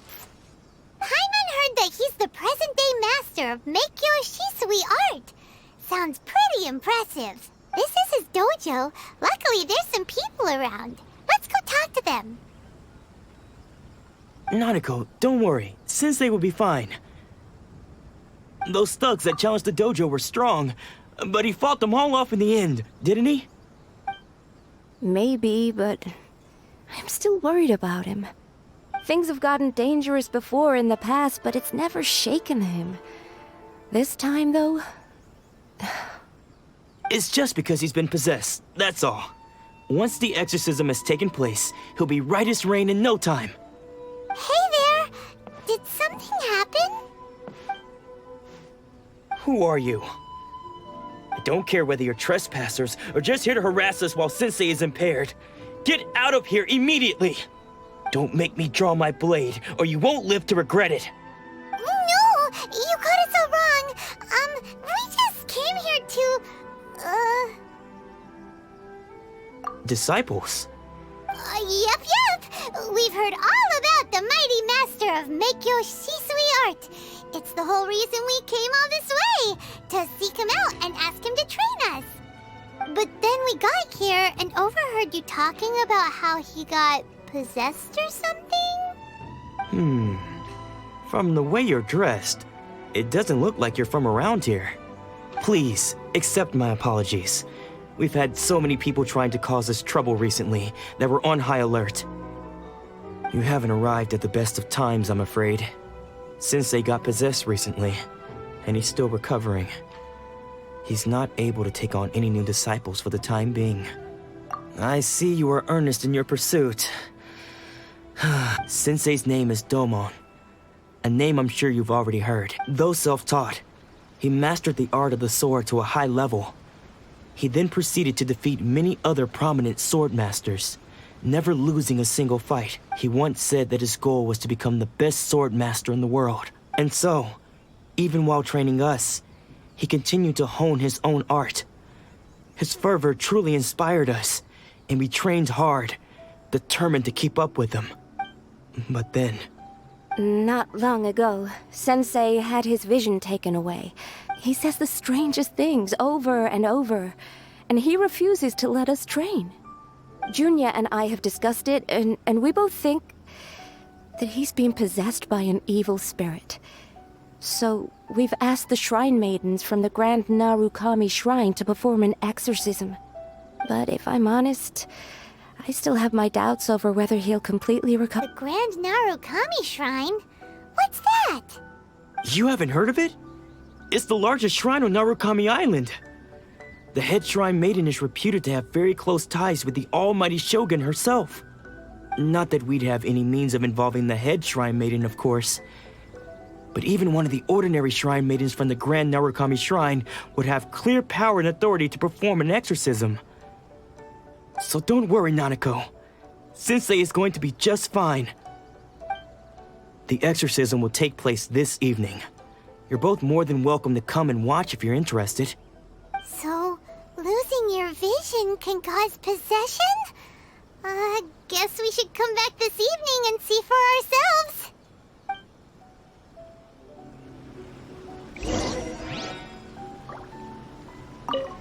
Shh. So you decided to come just now, when Nanako was attending to him. She heard him whispering a few names to himself. When she asked him who the people were, he suddenly looked panic-stricken and pushed her away. It looked like he was in great distress.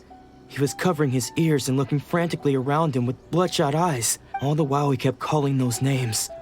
Some of them we knew, others we didn't recognize.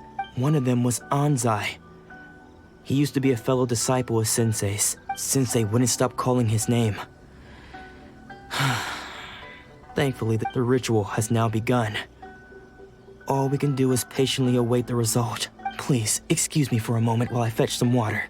If he wakes up, he is sure to be thirsty.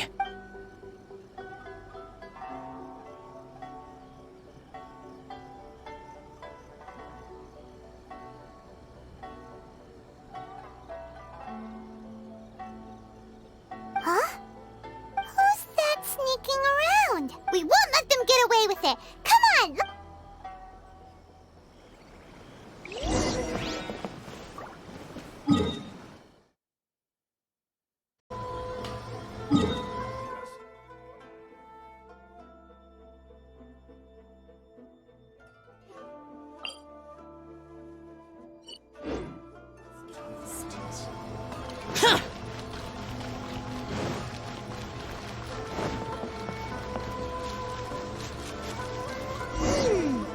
Seems they aren't here.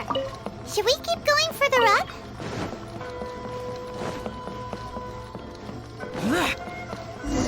Is this definitely the right place?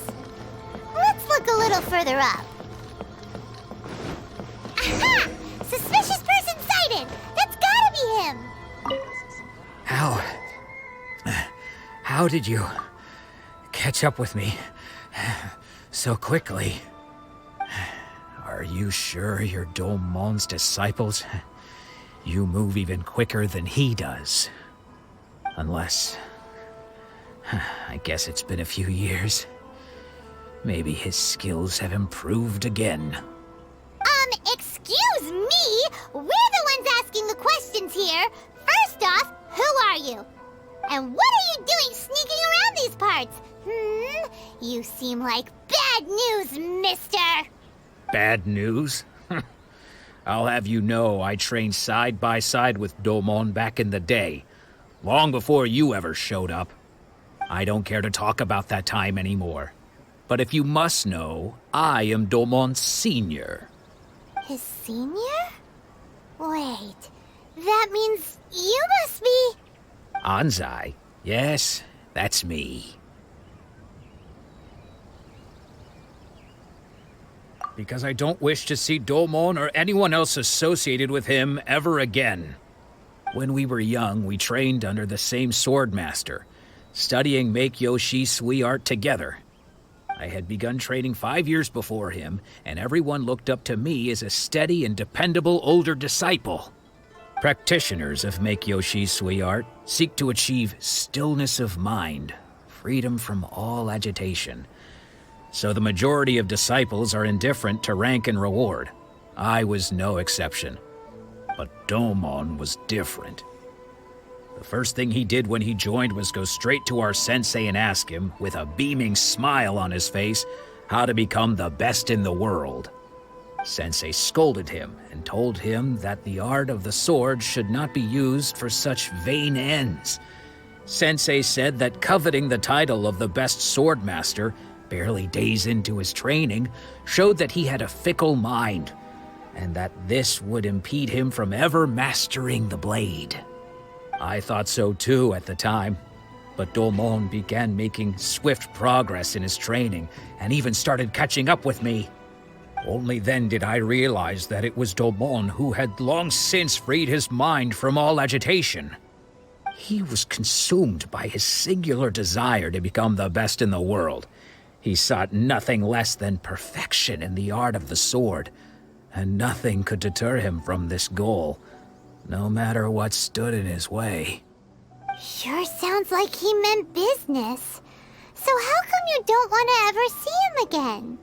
Because until he arrived, I was convinced that I would succeed our sensei as the master of miHoYo Shisui art. Of all the disciples, I was the most gifted. I had trained the longest. Everyone had high expectations for me. Domon's arrival changed everything. When we sparred, I lost not just the match, but my pride and my status too. I fled the dojo that day and never looked back. Later, I heard that he sparred with Sensei too. Sensei was advanced in years by then, and unfortunately that match used up every last ounce of energy in his body. After that, I wanted nothing further to do with him. Deep down, though, I still respected his mastery of the blade and his commitment to the art of the sword. So, when I heard rumors that he had lost his mind, my first reaction was to dismiss them as false. How could he, of all people, have lost his mind? His mind was the sharpest of them all. He had practiced miHoYo Shisui art to perfection. I decided to quietly come and see if it were true. Then, to my complete astonishment, I heard him call my name. I thought mine was a name he had long since forgotten. So you see, I came here not to cause him any harm. I just wanted to see for myself. Okay, you've heard my story. You should get back now. The exorcism is probably finishing. Seems like we got it wrong this time. He wasn't here to mess up the exorcism at all. Still, Paimon's not sure we should bring him back with us. Let's go see how the exorcism's coming along.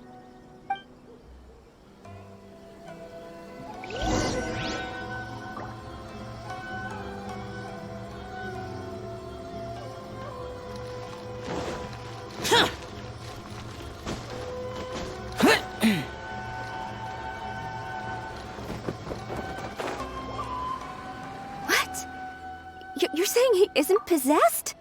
Does that mean he's just lost his mind? But how is that possible? No, I refuse to believe it. Something's clearly wrong. Nanako, please. Try not to get agitated. I am sorry. With what powers I have, I can find no sign of any malignant spirit having possessed Domon. But spirits may take a myriad of forms in this world, many of which I cannot claim to have witnessed myself.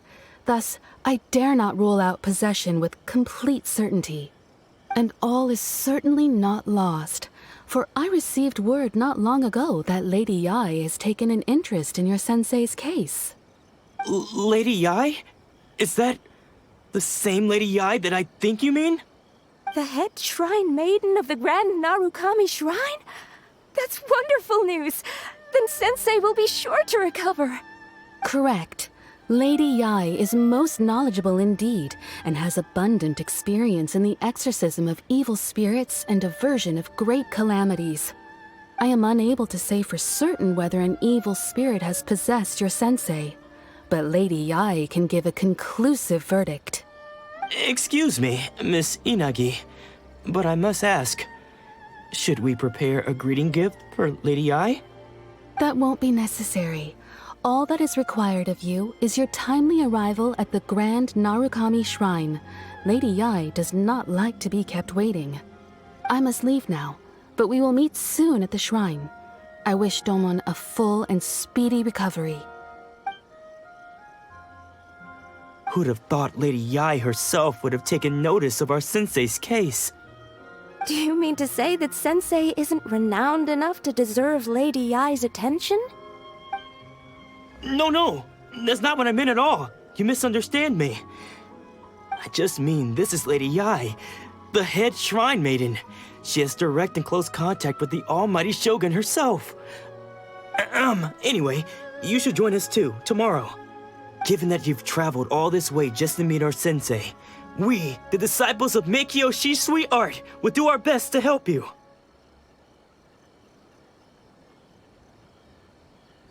Sure! After all, everyone seems pretty excited about Lady Yae. We're curious to meet her too. Who knows? Maybe we'll be able to find out a thing or two about the Raiden children from her.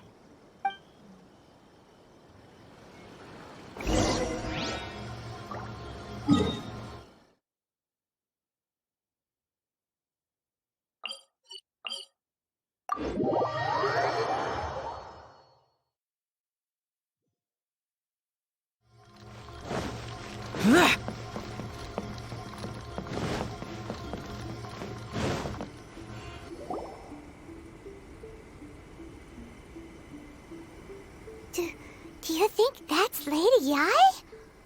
Oh, no wonder Junyo is so excited. She has a really striking presence. Also, is it just Paimon? Or did she look right at us just now? It was probably nothing.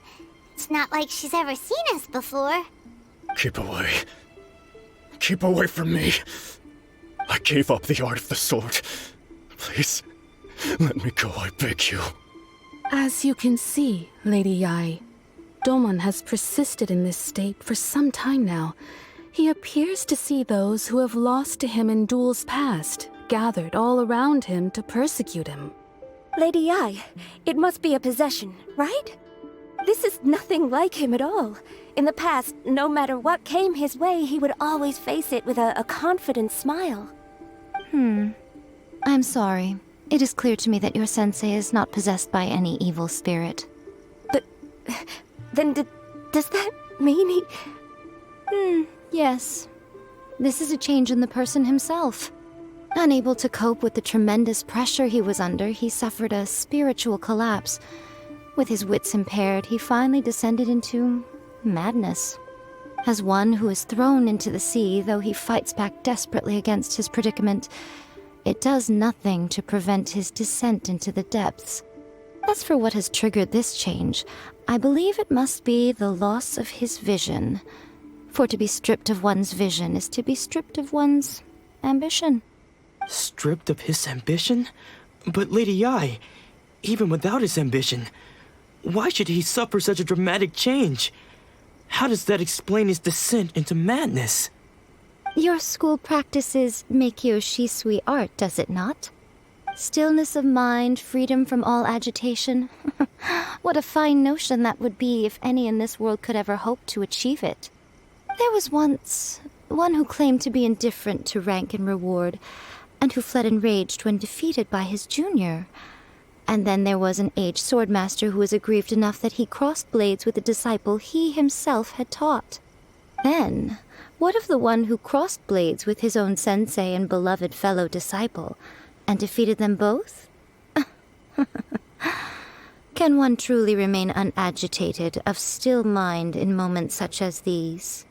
Lady Yae, I'm not sure I understand. The path of the swordmaster is filled with twists and turns. It is no small undertaking to pursue the position of greatest swordmaster in the world. It requires one to take their sword firmly in both hands and cut down the hopes and dreams of others, even those of one's closest companions. Only a deep commitment to his ambition to become the best made it possible for him to rise above the pain of these encounters, to focus on the way ahead. When that ambition disappeared, he began to doubt himself. As he battled his growing anxiety, he slowly descended into the state you see him in now. Much like a certain fatally flawed friend of mine. Poor sensei. To think he's been suffering so greatly. I'm sorry. It's all my fault. Father, Sensei, Ansai. That's enough. Huh? Isn't that Ansai? Where did he come from? Did he follow us the whole way here? Ansai, why are there two of you? Is that you or a ghost? You're here for revenge, aren't you? I knew it would come. I never should have. You're right to assume that my feelings towards you are far from kindly. But I didn't come here to settle a score. It's been so long now that I made peace with it years ago. You did nothing wrong that day. I couldn't face the humiliation. That's why I ran. I don't think most of the people you beat along the way would hold it against you. On the contrary, when you cut our ambitions short, we entrusted them to you, in the hopes that they might carry you further. Now I know that we can't place our hopes in you any longer, since you've been stripped of your ambitions too. But that is no reason to strip them of theirs. Follow the way of the sword all the way to the highest peak. You taught them that, didn't you? But what if one day, the same thing happens to them? I put everything I had into trying to become the best. But what if it was all a huge mistake right from the start? If there's a chance they'll end up like me one day, I'd rather they stay where they are now than go any further down this path. Have you asked them what they think? Sensei, after you rescued me from the hands of the pirates, I told myself I would follow in your footsteps for the rest of my days. I can't know whether I will suffer in my future as you do now. All I know is that here and now, in the present, I wish to continue. I want to keep going until the day that I can stand before everyone with my head held high and announce that I, like my sensei Domon before me, am a master of miHoYo Shisui art. Nanako's far from the only one. Actually, all of us think that way. Goodness. Well, You see? You can place the ambition you once had in their hands. Being stripped of your ambition is something that's never happened to me, so I can't claim to understand it. But I do know what it feels like to have your ambitions crushed. That's what happened on the day that you so effortlessly defeated me. So, just as I once placed my ambitions onto you, it is time for you to release yours into their custody. You are not in the same position that I was. When I left, I had nothing to my name. But you have a great number of worthy disciples. I understand. I'm sorry to have made you worry for me, and for the state of miHoYo Shisui art. I no longer have the resolve to become the best in the world. The emptiness and suffering inside of me will not abate, so I cannot hope to still my mind and be free of agitation. But as your sensei, I shall commit to imparting unto you everything I have learned in my life so far. This is my promise. And I humbly ask Anzai, my senior, to hold me to my word. You can count on that. I'd be checking in on you occasionally anyway, just to make sure you hadn't lost your mind again. But I am now used to the life of a wanderer. I do not belong in the dojo anymore, so I will simply stop by once in a while to make sure you aren't cutting any corners with them. Well, don't just stand there staring at me. Say thank you to Lady Yai and then get yourself back home.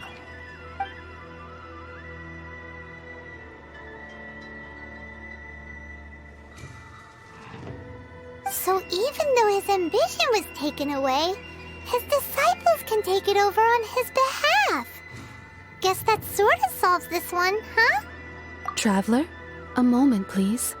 Lady Yai has some words for you. So, my intuition was correct. The wind that blows from afar carries fresh life to these shores. For us to meet now is premature. Nevertheless, you set foot on these islands at precisely the right moment.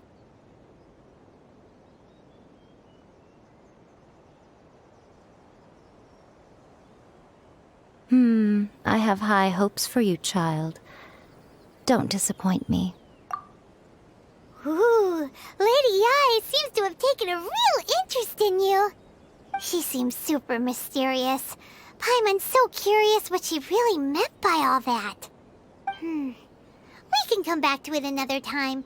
For now, we should go report back to Miss Kamisato.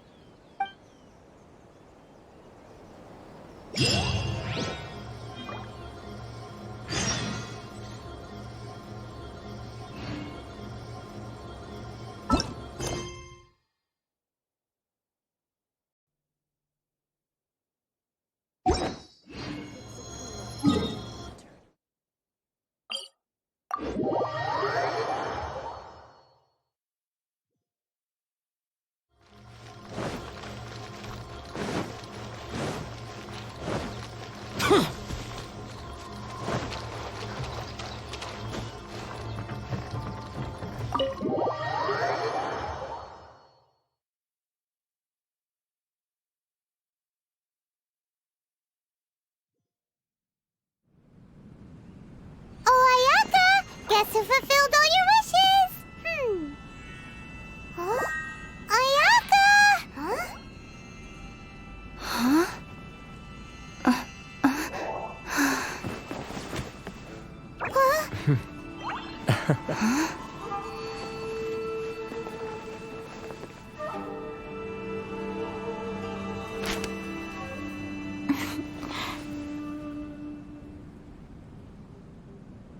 Traveler, Paimon, it is a pleasure to finally meet you both face to face.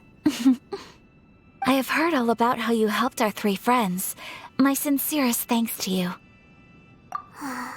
Yeah. Short of getting them their visions back, it seems like there's no way to really help them. Ayaka, how come this time you get to come out and meet us in person? Because now that you have done the 3 things I asked of you, I consider you to be my friends. As you will observe, I dispense with the screen for Toma also. Ooh, wait a second. But isn't Toma your, servant? Paimon's happy to help and all, but Paimon sure as heck did not sign up to be a servant. Oh. Paimon, you are most entertaining. Toma is first and foremost my friend, and was so before he ever became my attendant. Oh, okay then. Ayaka, you seem pretty different out in the open compared to how you are behind the screen. Alright, we can be friends. Thank you both kindly. Back to the matter at hand. You have now witnessed the pain of those deprived of their visions. What are your feelings on what you have seen?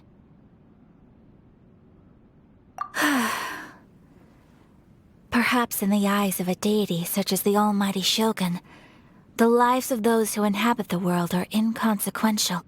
Thunders roar, lightnings flash, the winds assault, and the rains descent. All these things take place with no regard for the feelings of the common people. But I believe that surely you understand what they must endure. It seems that perhaps now you can appreciate my feelings on all of this. In which case, perhaps you would be willing to reconsider your stance? You will? Really? Naturally. All right, bravo, my lady. You were right all along. See? I told you she wouldn't reject them. I'd placed my trust in the right person after all. Now then, given that the remainder of our discussion pertains to matters of a more confidential nature, perhaps we could move to the Komore Tea House? We ought not to involve other members of the Yashiro Commission.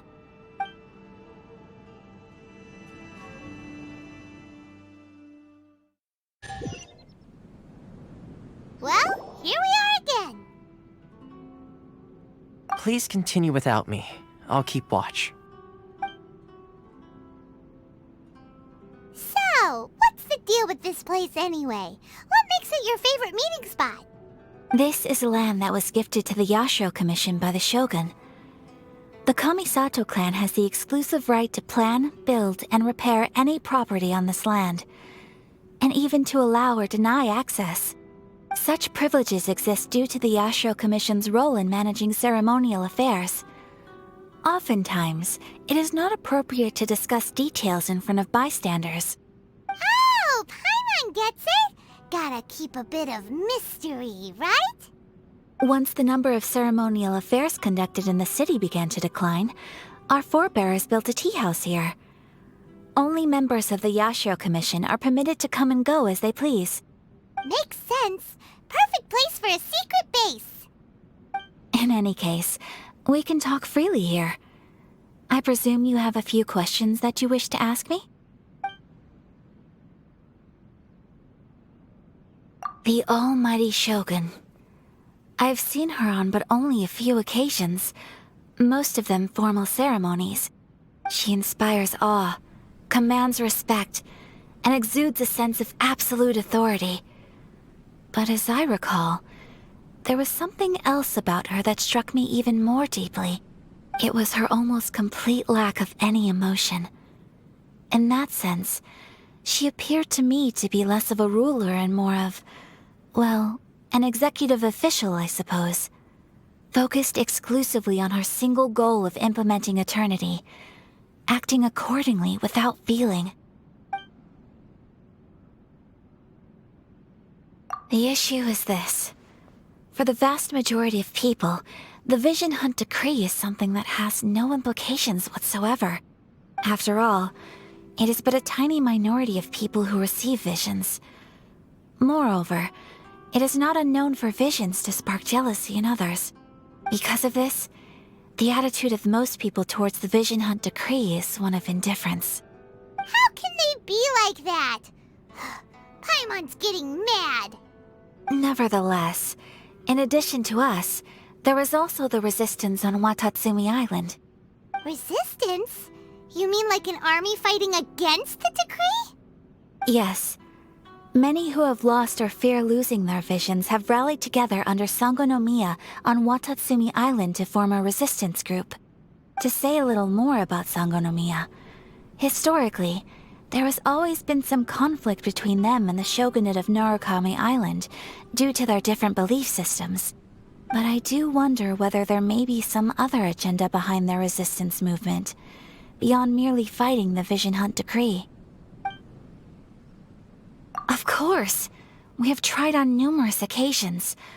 Unfortunately, each time a proposal to repeal the decree arrives at Tenshukaku, it is promptly vetoed by both the Tenryou Commission and the Kanjo Commission, and subsequently scrapped. They invariably adopt a stance of unconditional support for the Shogun's decisions. They have no interest in discussing anything. It almost makes one wonder whether they had a hand in the Shogun's sudden decision to issue the Vision Hunt Decree.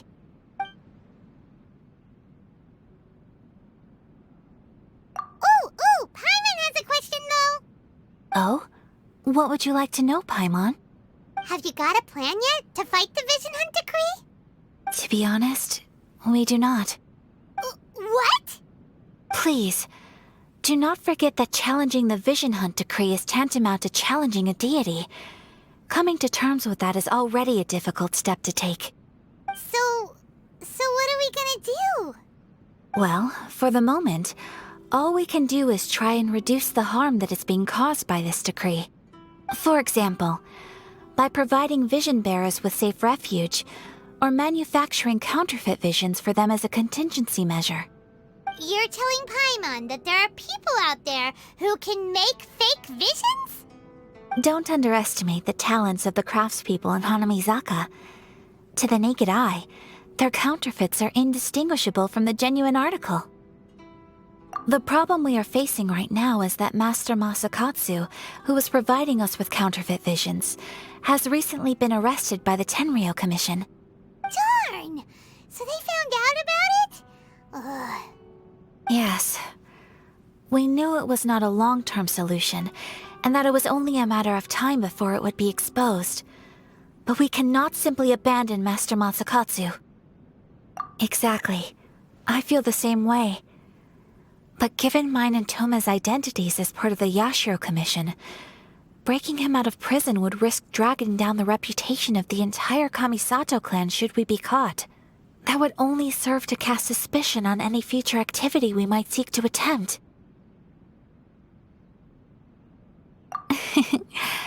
By no means do we intend to place the burden of such a task on your shoulders alone.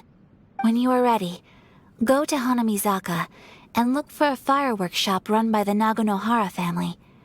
There, you will find someone who can help you.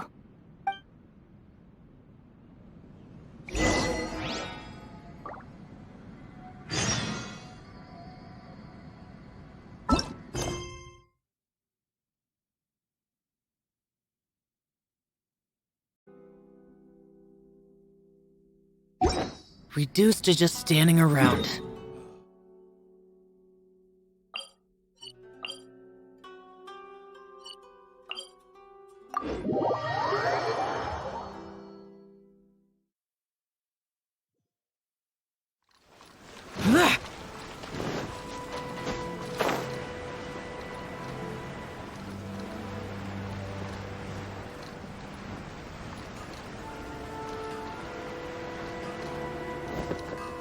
Just hand it over. You don't want any trouble with me.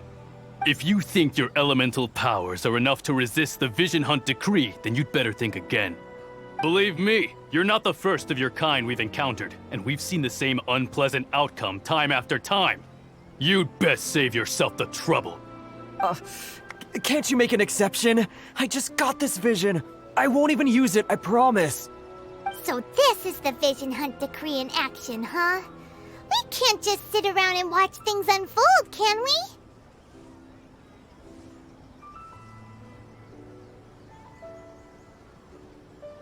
Psst! Hey, wait! Huh? There's someone trying to get our attention. Come on, this way. What's going on? Can't you see we need to go help? Shh, quiet. Just sit tight and watch for a moment. Hey, this isn't right, you know. Just because you don't have a vision doesn't mean you can sit back and watch others in trouble. Huh? Hey, wait! You do have a vision! Shh! If you don't keep your voice down, I won't have one much longer. All right. Here, take it. Wise choice. All right, let's go. What should we do now? He's already given up his vision. Doesn't he know what could happen to him after losing it? This is your fault. You're the one who stopped us from interfering. Many thanks, Miss Yoimiya. If you hadn't swapped me a fake just now, I'm sure I would have lost it. No worries. You put on quite the convincing performance. Oh, so that's what's going on here. And to think Paimon was about to unleash Paimonial wrath on Miss Yoimiya. Sorry about that. Think nothing of it. I could tell from your reaction we were on the same side. You just didn't know it, you know? Oh, right. Allow me to introduce myself. I'm Yoimiya, the current owner of Naganohara Fireworks. It ain't much, but it's honest work. Great to meet ya. Practically everyone on Hanamizaka knows Yoimiya. She's the queen of the summer festival. Without her and her fireworks, summer on Narukami Island just wouldn't be the same. Whoa, that's quite the introduction. Paimon loves fireworks. It's nice to meet you. Stop it, Hanjiro. You'll embarrass me. As for thanking me, you'd be better off thanking Master Masakatsu. He's the one that gave me the fake visions in the first place. His handiwork allowed me to keep my own vision. Whew, I can't even imagine trying to run the business without it. Ugh. Yes, Master Masakatsu is a good man. It's too bad good people seldom get the recognition they deserve. Master Masakatsu? Huh? Do you guys know him too? You don't say! Then it sounds like the Shirasagi Himegimi has a plan. Awesome! I've been thinking about breaking him out too recently. But if I just marched straight in there by myself, I'd probably get Miss Kamisato in a whole heap of trouble. So, what about if I join you instead? Sure, welcome to the team. Ayaka told us to go look for help at a fireworks shop. She must have meant you. Seems like I finally got a new job to do. Besides hiding vision bearers in my shop, that is. So, Master Masakatsu is being held at the police station. I've already surveyed the area and found a way in. Whoa, talk about a reliable source. Seems we've got the right person on our team. Not bad, huh? Let's go as soon as everyone's ready. Don't worry, Master Masakatsu. We're on our way. Time to break him out!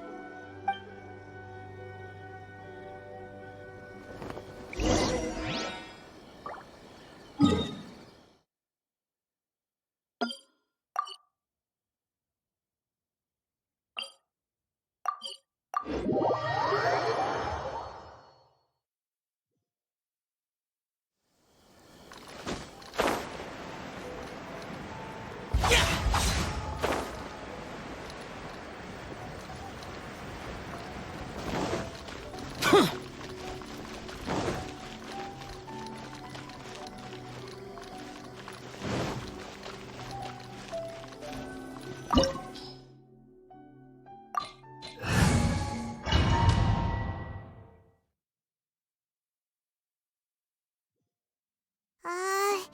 that we're inside, this place is a whole lot creepier than Paimon imagined. Come on, this way. As long as we stay quiet, we've got a good chance. I certainly wouldn't want to end up locked away in here. Let's find Master Masakatsu and get out of here. We should split up. I've got a little present to prepare for Master Masakatsu. I'll be right back. You sure? Alright then. Just be careful not to get caught. Yes, you too.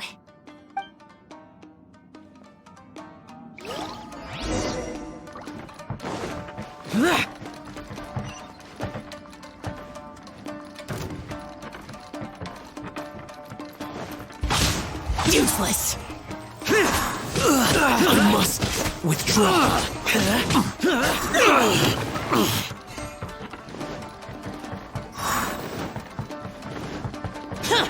Talk about a big door! Seems we need to collect something shaped like Magatama in order to open it.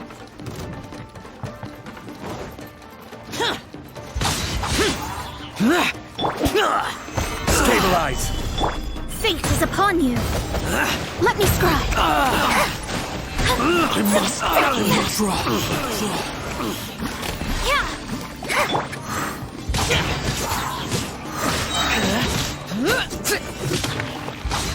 I need to train harder.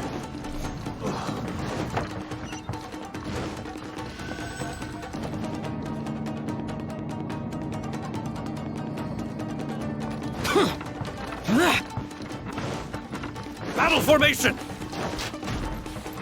This wall looks a bit odd. Maybe there's some special trick to it. These guys seem a lot tougher than usual. Paimon wonders if that armor over there has anything to do with the source of their strength.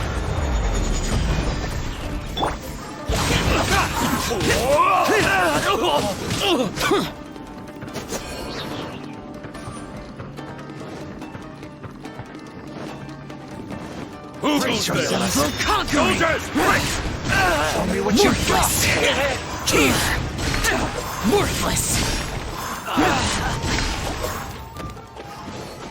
Show me what you've got! I've been bested. I need to train harder.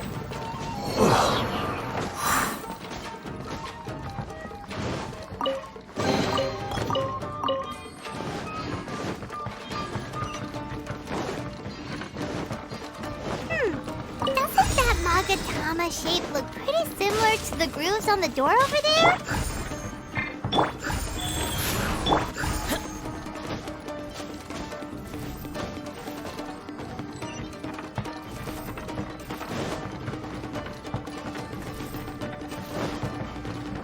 Brace yourself. Ha!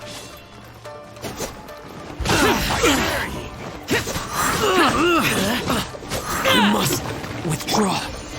Gather. I will have order.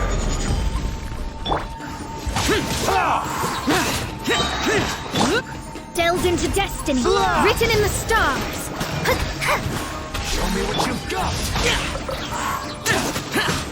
Allow me to strike first. Watch your step. Show me what you've got. Don't hold back. I'll spare you. I've been bested. Foreign.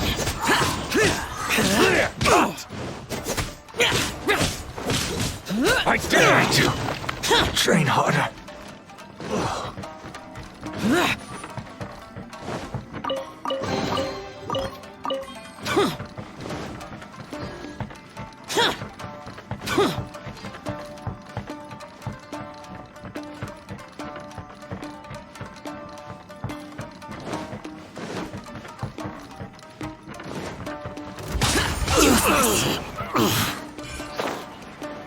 Worthless!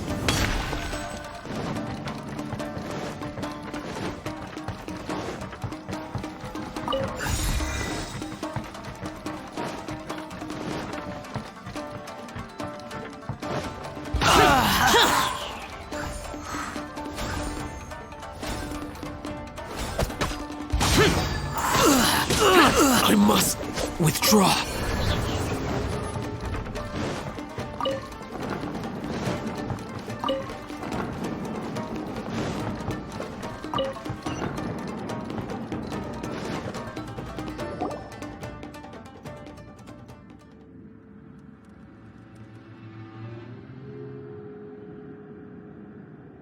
Shh! Quick! Hide!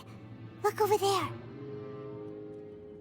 That must be Master Masakatsu. Did you really think that little trick of yours could fool us? Locking you up was just the beginning. No! Oh no! Those Tenryou Commission brutes are torturing him! If we don't come up with a way to break him out fast, then... Huh? Yoimiya, when did you get back here?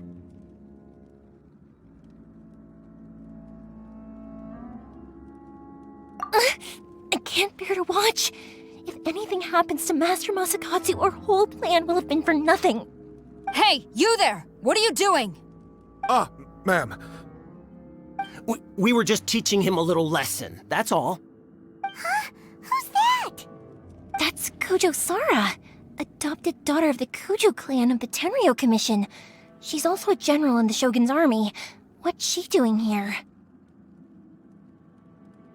Make way, let me have a look at him.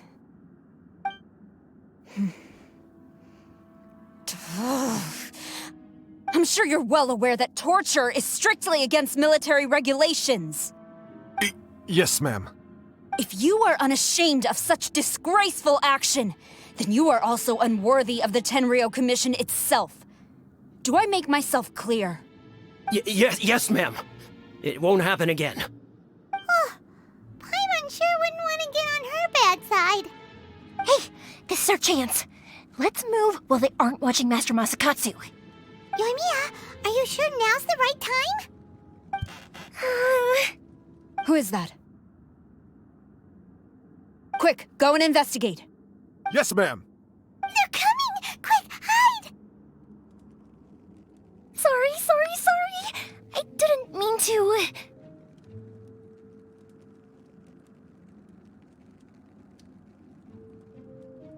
Don't worry, I've got us covered. Time for my little present.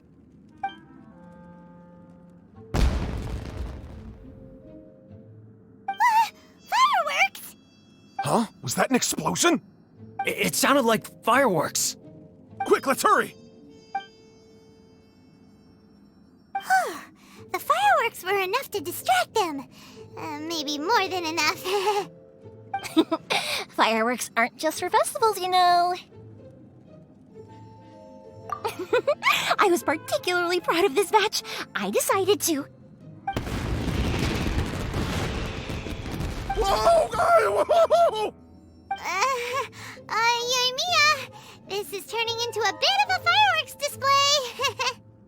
Well, fireworks are my craft after all. Every batch has to be spectacular.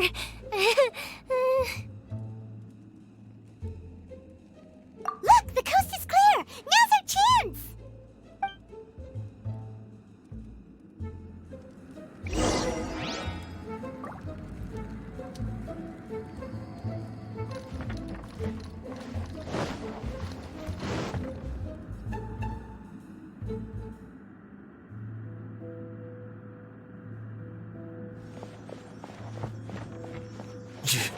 Yoimiya, is that you?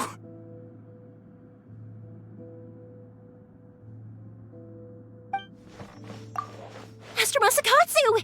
Sorry we took so long. Oh, those awful guards. Come on! We've got no time to lose! They could be back any minute!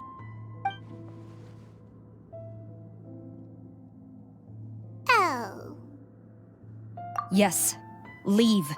Before I let my judgment get the better of me. He's in serious condition. Be sure he gets immediate medical attention. But remember, once he's recovered, it won't be long until I bring him right back. Well... You what? We'll do all we can to keep that from happening. Leave this place.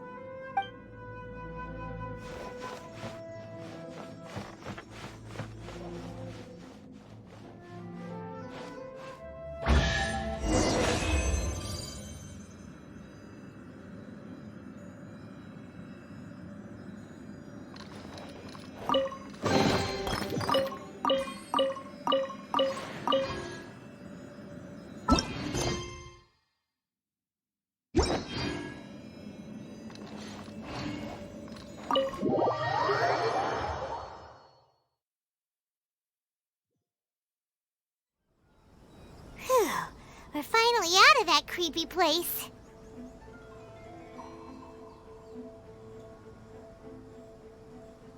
Yes. Finally, I've made it out of there. Master Masakatsu, how do you feel? Can you hold on? Don't worry. I think I can make it to the infirmary without keeling over. Thank you. All of you. I'll take him to get treated. I'll treat you to a round of drinks once this is all over. Don't worry about us. Just take care of Master Masakatsu.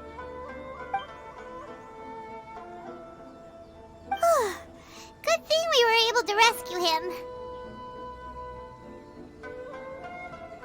Right, Kujosara. Do you think she was making up for how the guards were treating him? It seems as though there are some okay people among the ranks of the Tenryou Commission.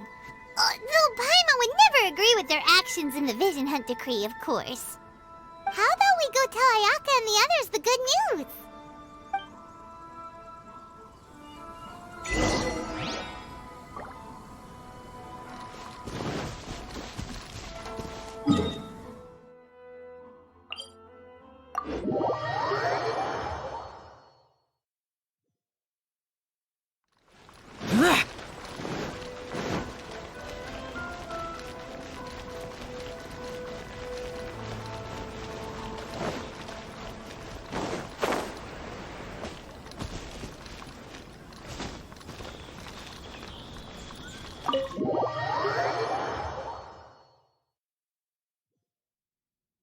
I see. So Kujo-Sara stayed her hand. It would appear she still has some honor to her. I wonder if we should try establishing contact with her. Perhaps we could coax out some information. Unlikely. Don't forget, Kujo-Sara is also carrying out the Vision Hunt Decree. She obeys the orders of the Raiden Shogun without question. In her eyes, Master Masakatsu is of no threat to the decree. This is why she was so willing to allow his escape. If our true motives were ever divulged, she would act against us without a second thought. True. Though if you ask me, Master Masakatsu's release is an unexpected blessing. We are now one step closer to victory. And we couldn't have done it without Yoimiya and the Traveler. You're turning out to be even more reliable than we expected. Don't mention it. Indeed. Things may have turned out very differently this time without the help of the Traveler. But if we wish to mount any sizable resistance against the Vision Hunt Decree, there is still much to be done. It is time we make ready our next set of plans. There's no need to rush, my lady. Things seem to have taken a turn for the better, at least. Not only have we rescued Master Masakatsu, but our list of allies appears to be growing. Yes, which reminds me. The Tenryou Commission seems to be making preparations for a celebration. They call it a ceremony of sorts. And the number of samurai out enforcing the Vision Hunt Decree seems to be waning. The days ahead may be more peaceful than usual. A ceremony, you say? Why would such a task be left to the Tenryou Commission? I don't know, but I'm sure it has nothing to do with us. Anyway, with the Tenryou Commission busy with preparations, we should have a little more breathing room than usual. You do present a good point. Being in a constant state of alert will only tire us further. Perhaps a period of rest is in order. Toma, what would you suggest? I'd say a celebratory feast is in order.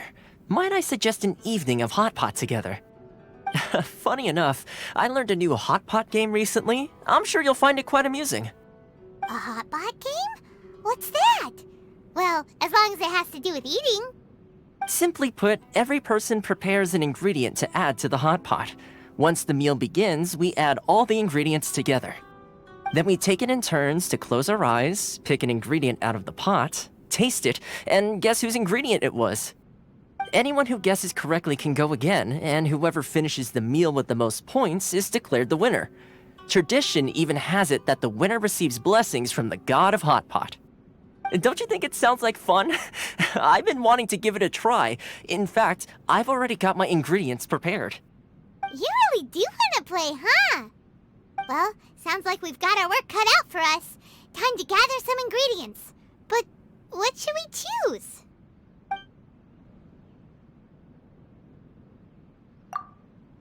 Let's see what we've got here. Fresh fish fillets, shrimp, bamboo shoots. Nice! You can't go wrong with these. Paimon can't wait. Paimon never thought we'd be the only ones to actually put anything edible into the pot. Don't go wasting the rest now. This was possibly the scariest looking hot pot Paimon's ever seen. Fortunately, Toma ended up eating all the weird stuff. Yeah, you can say that again. But hey, at least I got the most points. Oh, wait a moment. That doesn't feel good. I'm afraid it's your own fault for adding all those strange ingredients, Toma. The soup flavor wasn't quite the same afterwards. Even with the traveler's normal ingredients, I still couldn't guess any of them correctly. But weren't you the one who added those little cakes, Ayaka?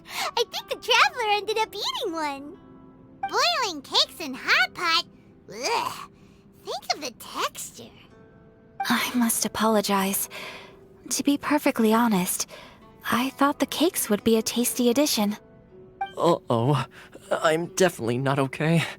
I need to lie down.